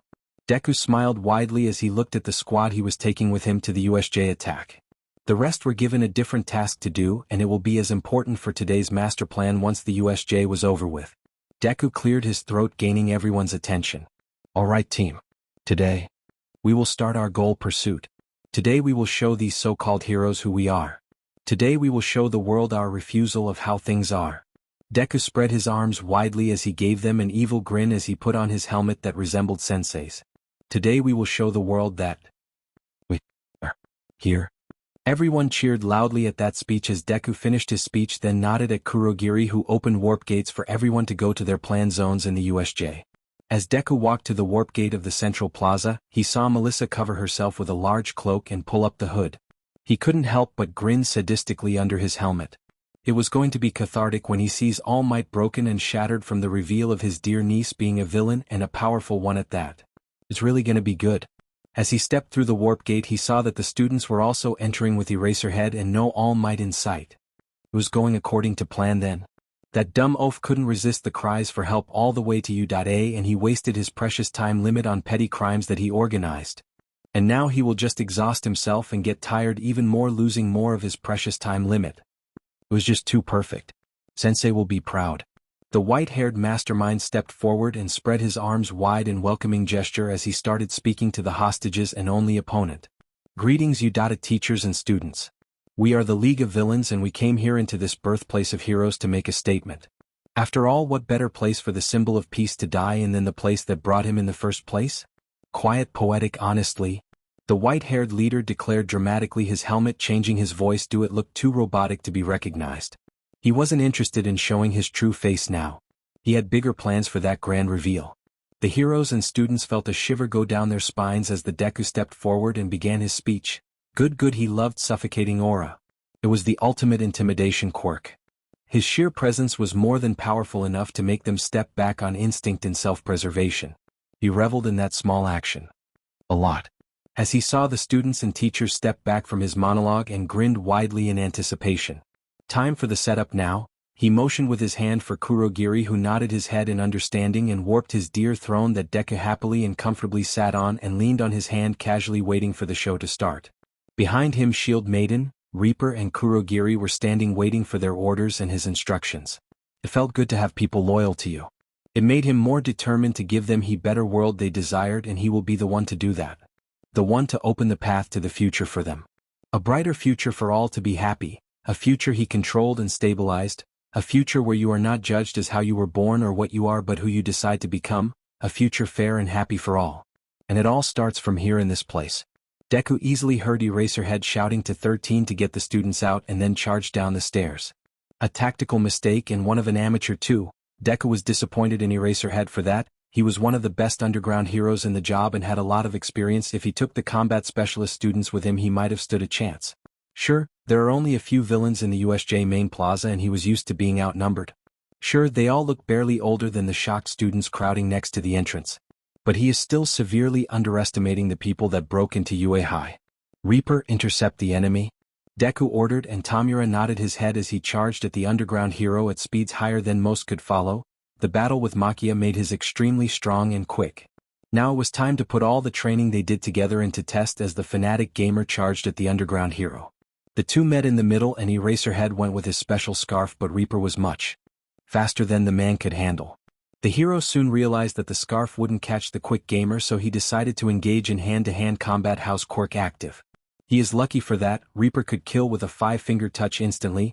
Nothing survives decay, and even though he was told not to kill, Tamura might maim, and Deku will have to overhaul the hero when no one was looking. Young Lord. Kurogiri appears out of nowhere, interrupting Deku's musings about the situation. 13 is incapacitated. The Ingenium's brother got out. I sent all the students from the list to the ambush site, but one of them. Yes, I can see him. Deku replies with a tired sigh, feeling the incoming headache as clean as day. Wow, he should be excited, but he just wasn't in the mood to battle his bully today. He was more interested in breaking All Might and making a statement. The explosions and screams are rather noticeable.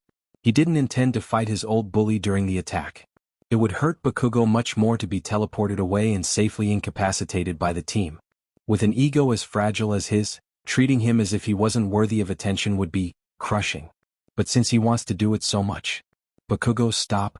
Eraserhead shouts while keeping his sight on Reaper. Ignoring the decay user could be fatal. He honestly could have just as well tried reasoning with a brick wall. Its intelligence level and attention spans were amusingly comparable with the blonde quirkiest bully. He goes for the head, of course. Starting with a punch. Straight one. With his right arm. Like always. Deku sighs in exasperation as the explosion goes off, and a big one. Amusingly, was he training? Good, he wants explosion to be strong when he takes it as his own. As Bakugo grinned at the explosion with pride, thinking he got the leader with his attack, his confidence halted and evaporated instantly when he saw the yellow dome-shaped barrier around the well-dressed teen. Bakugo couldn't see his face, but he saw and heard him clearly yawning in boredom and disinterest. Was he looking down on him? Him? Katsuki Bakugo? Future #1 hero? The best. He'll kill him. Shield Maiden, get him out of my sight if you would be so kind. The leader said, and in a flash the cloaked figure was beside Bakugo, gripping his arm tightly and with their other arm held back.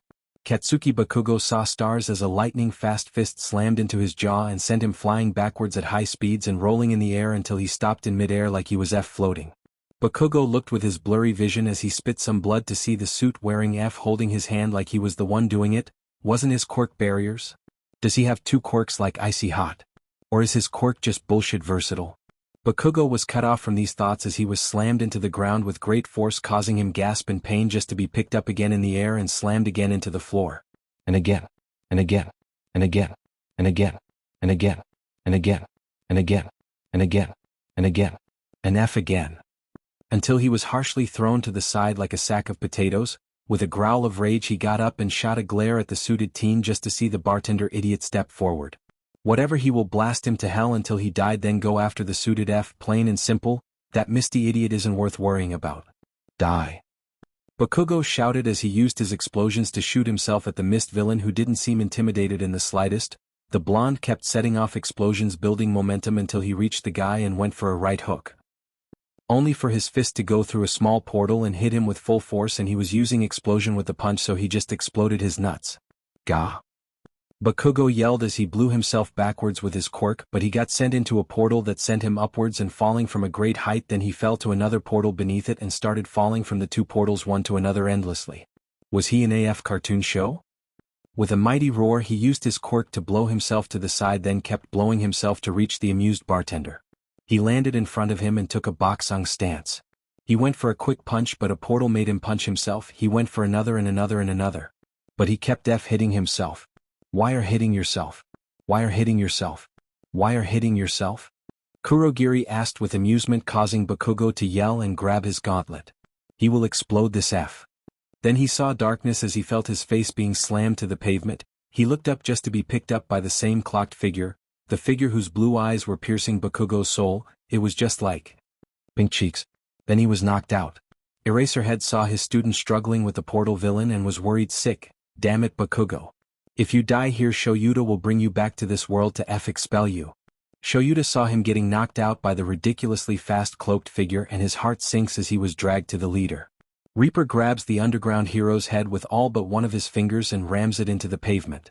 His love for excessive violence is there all along, although he is kind enough to not overdo it and mess up boss's plans. He sticks to the plan and keeps the man down for good measure and speaks. If I land one more finger, you turn to dust, mini-boss. I would love to get the EXP of killing someone with high level, but player 1 would be upset. Player 2 shouldn't upset player 1. So stay down. Tamura says with a grin as he handcuffed the underground hero. For good measure though, Tamura blindfolded him. Leave to his boss to count everything and give every tool you would need. His bro was the best first. Kurogiri was having the time of his life. He was torturing and humiliating the one who hurt the young master, and he was making a show of it too. He could from the corner of his vision see the young chuckling to himself as the nitro brat hit himself and exploded his nuts. Good thing they had a drone in the air catching everything so he could watch again later. Then there was his favorite part, it was seeing him falling from a portal to another. Yeah, Kurogiri liked classic sue him. Then here comes the funny cartoon show moves. Why are hitting yourself? Why are hitting yourself? Why are hitting yourself? Kurogiri reveled in seeing the two youngsters watching, trying not to laugh at the scene. Then the brat grabbed his gauntlet. Oh, now that's a bit overboard. But seems like young Melissa decided to have a piece of him for herself as she knocked him out. Good for her. As that happened and both Eraserhead and an arrogant Bomberanian were brought to the leader, he grinned at the knocked-out idiot and the underground hero. Good. Now 4. Suddenly the front doors to the USJ came flying down the stairway.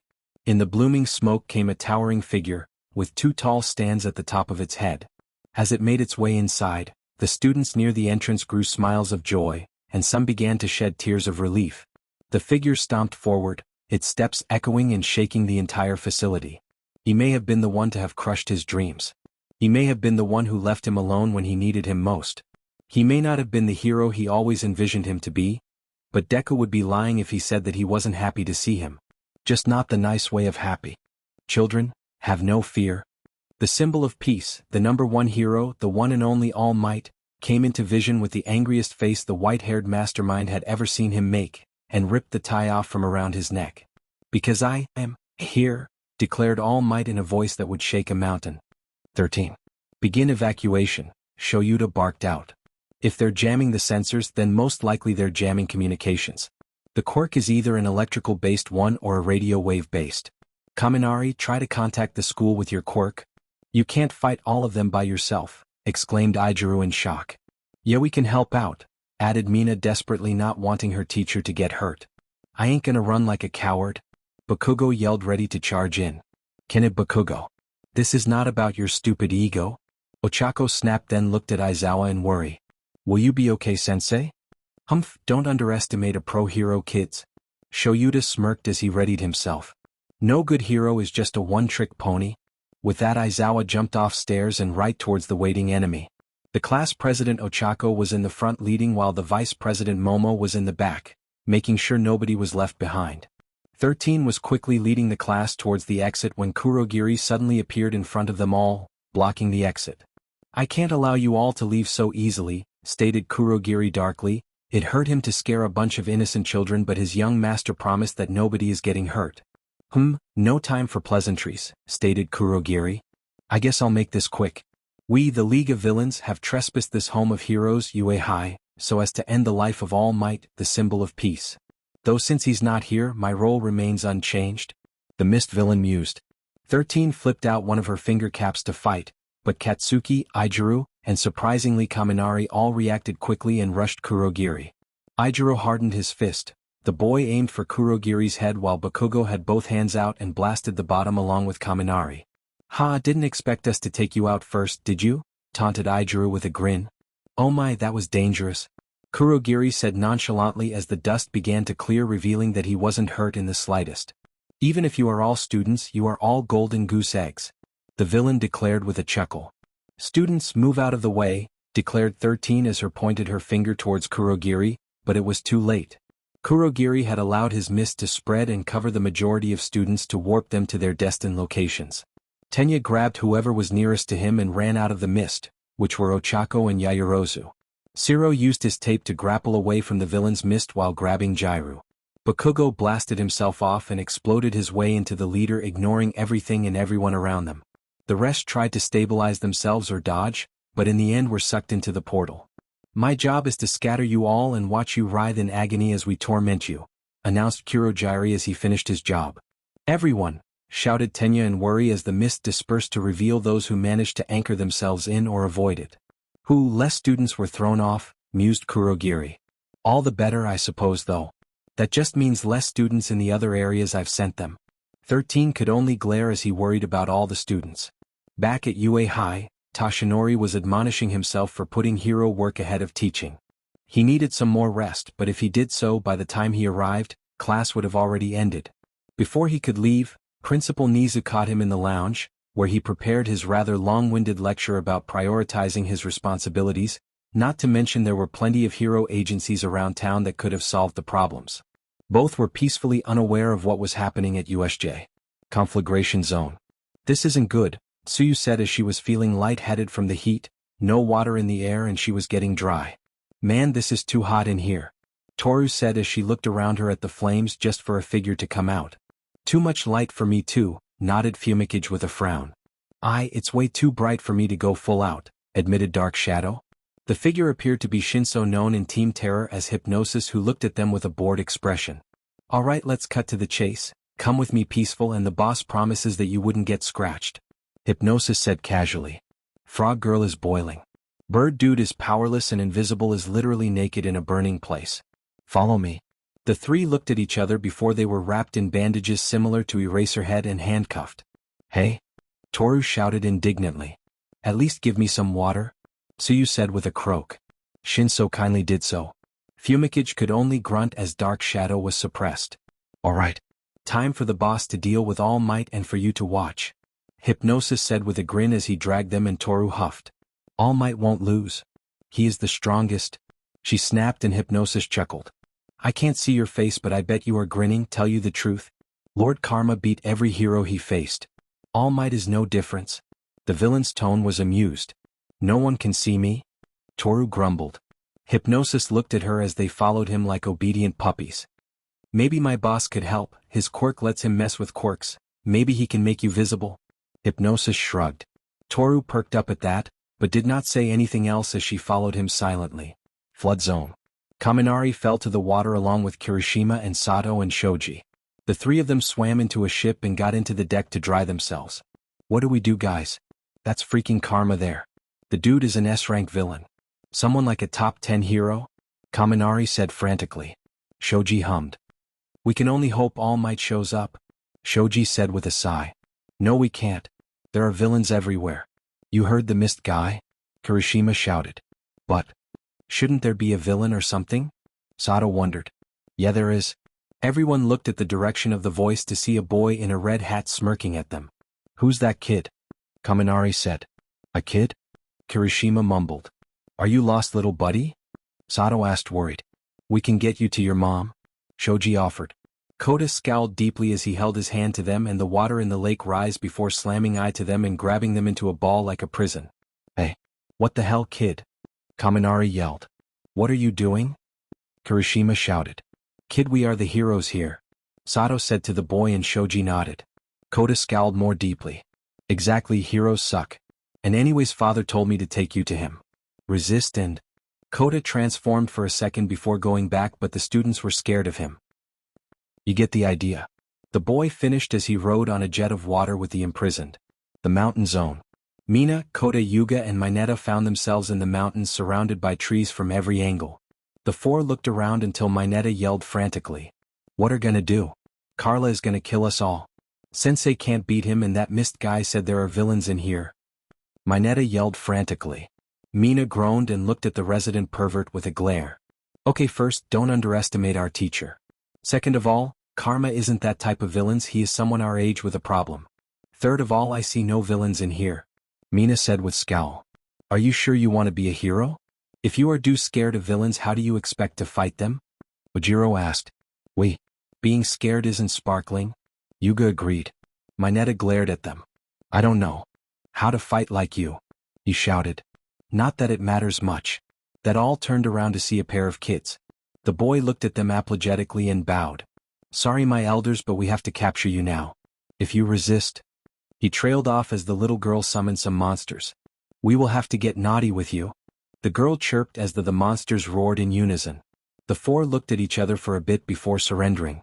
Back at the entrance, 13 continued to use her quirk in an attempt to capture Kurogiri, only for the mist villain to open a portal right behind 13 and use her own quirk against her, much to all the students' horror.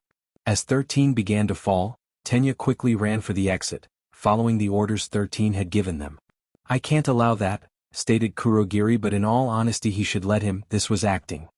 If you were to call the other teachers here, then it would put us at a difficult position. We need only to kill All Might.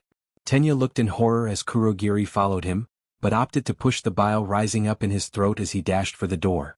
Don't think I forgot about you, shouted Kurogiri as he started to float towards Tenya, only to suddenly to be desperately tackled and dogpiled by Momo and Ochako and Jairu, who were using a chain and a hook to keep Kurogiri under the dog pile, but it was useless. Kurogiri merely slipped out before chasing after Tenya. Tenya looked in horror as Kurogiri followed him, but opted to push the bile rising up in his throat as he dashed for the door. It was then Ochako noticed the metal plate within the dark mist, and decided to take the risk. Just before Kurogiri overtook Tenya, Ochako grabbed onto the metal plate. I don't know the theory, but if this is here, then it must mean you have a solid body here, cried out Ochako as she activated her quirk and threw Kurogiri up into the air. Go Ida, Shit, my body, exclaimed Kurogiri dramatically as he was thrown in the air. Not done yet, Zero exclaimed. Tenya reached the door and began trying to pry it open, just to find that it was completely locked. We made sure to lock every door in case this happened, taunted Kurogiri as he managed to regain control of himself. So just give dash.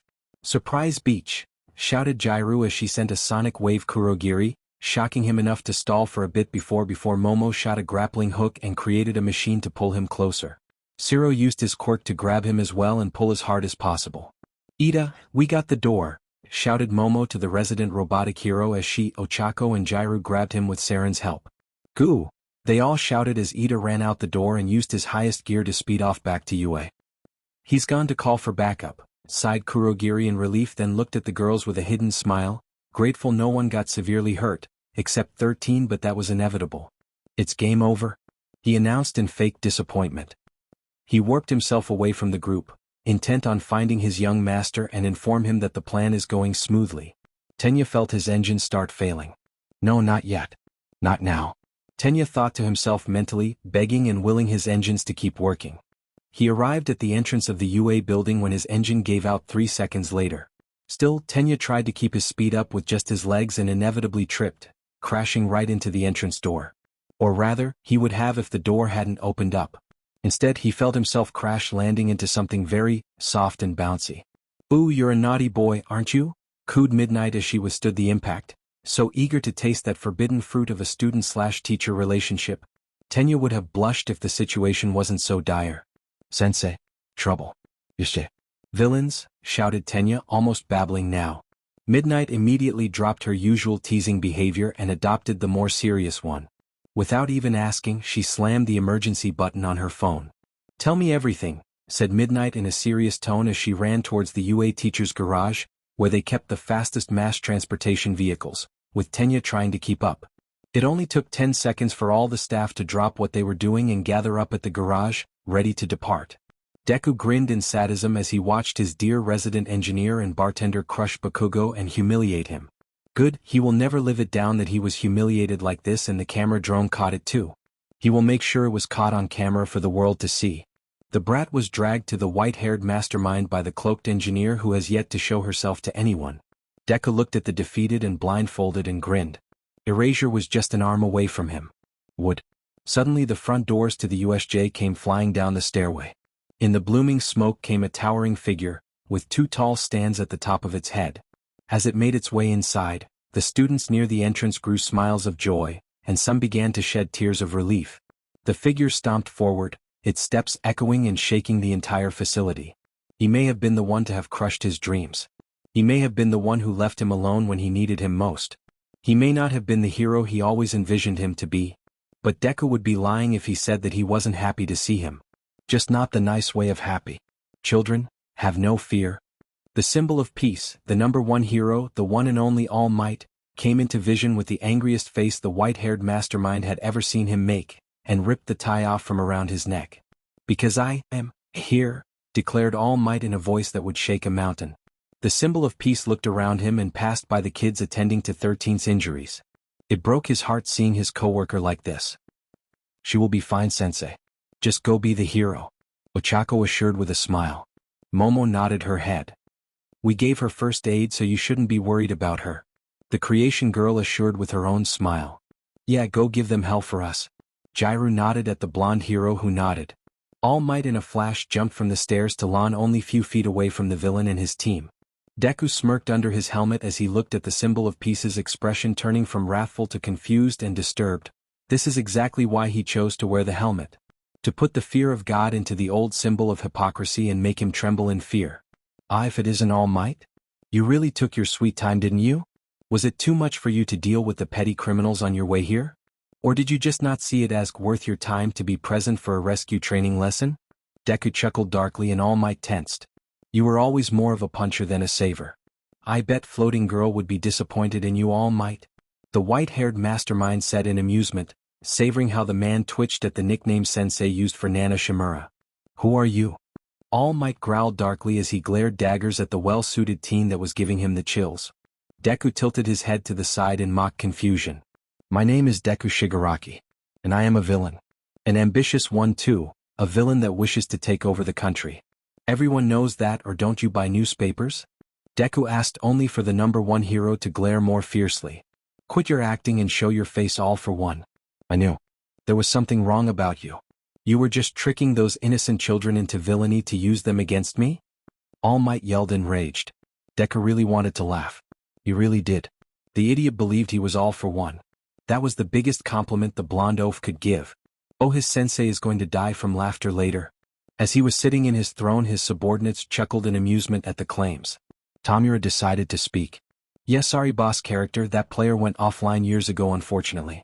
But player one here is actually of similar origins. Tamura motioned to Deku with a grin under his hand as he was grabbing Aizawa. All Might growled. Let go of Eraserhead and young Bakugo. Now.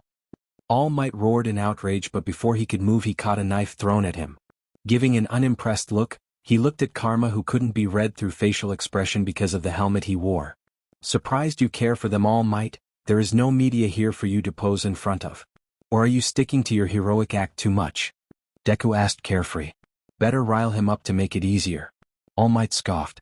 Stop your mental games already and show your face. No need pretending anymore. The symbol of peace demanded. You hurt those innocent children, and for what? To satisfy your sadistic urges? To have fun? Evil like you has an unsatisfiable greed and darkness. It can't be lightened up. So I will snuff you before you cover everything. Deku hummed softly along the speech. I knew your master was dumb beach, but didn't know she did bad poetry too. What a pathetic teacher she was. Deku said mockingly as looked at the number one hero. That did it. With a roar of rage, the symbol of peace in a flash was about to punch the boy in the face.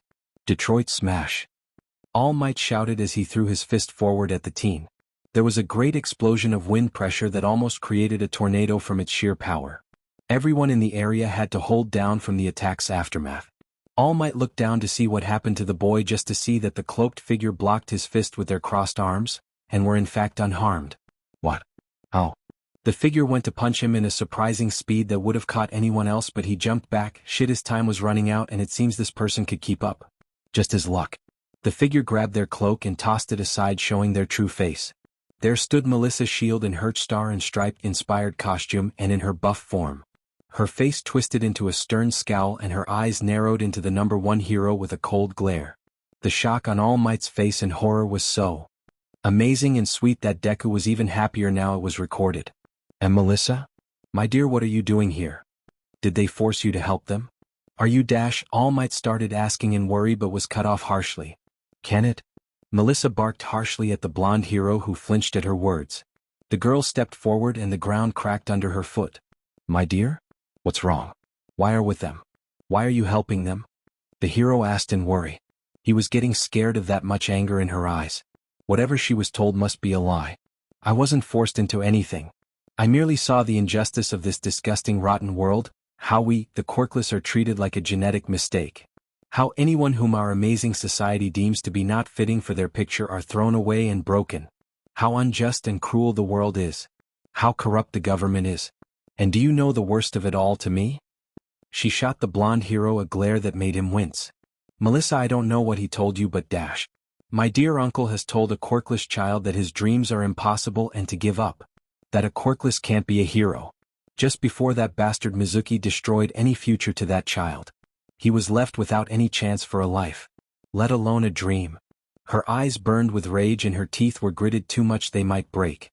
Melissa, that's not dash. And you. The symbol of peace, instead of giving hope, destroyed someone from my kind. Then let the world push him to the brink. What type of fake hero are you? All Might. You hypocrite. You symbol of hypocrisy. Melissa shouted with anger before she in the blink of an eye appeared in front of him with a punch already in motion. All Might barely reacted as he crossed his arms. The girl landed her punch and All Might felt like he was hit with the compressed force of 3 trucks going at insane speeds. Chicago smash. The force of the punch sent the symbol of peace flying back few meters back, but the blonde scientist followed him viciously. Melissa, please listen to me. He ducked under a punch and tried to grab her, but she kicked him off before jumping up and slamming it where he was standing. As he jumped back, the ground where he was shattered on impact from her axe kick. Don't talk to me, she shouted as she charged again. All Might grit his teeth. He will have to knock her out, then deal with aftermath and do damage control later after he dealt with all of this mess. Good thing the pros are on the way, or it would have been impossible for him to win.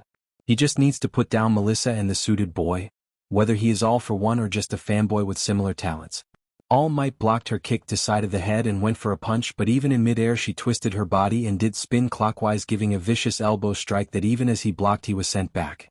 Melissa, please my dear. Don't do what he tells you. You are a kind girl. You hated violence. You loved heroes. You wanted to be one. All Might pleaded. Melissa just rolled her eyes at that. Exactly, I am furious that I wanted to join this rabbit hole full of snakes and monsters. Glory-hounding bastards, money-loving scum, and straight demons who hurt whoever they want and get away with it. It disgusts me. You heroes should just dash. All Might blocked the drop kick. The blonde scientist shot herself straight at him at greater speeds than he could react to and drop kicked him. Even as he blocked, the kick sent him back and she followed him without thinking. A tactical mistake. Disappear. Melissa yelled as she slammed her fist into All Might, but he dodged in the last second and was about to punch her in the face. Forgive me, Melissa, he uttered as he punched her in the face. He expected her to be knocked out, to be just hurt but keep fighting, maybe not get that hurt, but he didn't expect to be the one experiencing the power of his own punch as he was thrown backwards with his arm hurting like hell. Melissa smirked in triumph as All Might hit himself and got hurt. How do you like impact recoil, All Might? It's really amazing against the likes of you. The stronger you are, the harder you fall, she declared as she charged at him again. He dodged a roundhouse kick from his niece and grabbed her, trapping her in a hug. Melissa Shield, listen to me. I don't know what All for One told you, but it's not real. He is a manipulative monster who hurt so many people before, and he is just using you. Please stop and dash. All Might couldn't finish as he felt an elbow impact his ribs as the girl kept viciously hitting, getting too close to his injury, and he had to drop her. She flipped and jumped away, then landed few feet away. My lord, take off your helmet. He won't stop the All for One nonsense and it's pissing me off. If he wants your face, then be it. Melissa looked at Deku with a frown. Deku, who hasn't moved from his throne the entire time in the USJ side, and nodded his head as he started removing his helmet. All Might's face paled as he stared at the boy in the suit. Shining red eyes stared right at him. The boy's skin was pale, his hair was snow white, and that smile, that horrible smile, made the symbol of peace come to a horrible realization. He had a son? He had a son? All Might's eyes were wide in horror as Deku cackled loudly, the same evil, insane, and cruel laughter that All Might heard when his organs were spilling on the ground and his nemesis was monologuing. Deku stood up for the first time and grinned. Hello, symbol of peace. I was actually eager to meet you. The man who did the impossible. The man who defeated my father and brought down his order.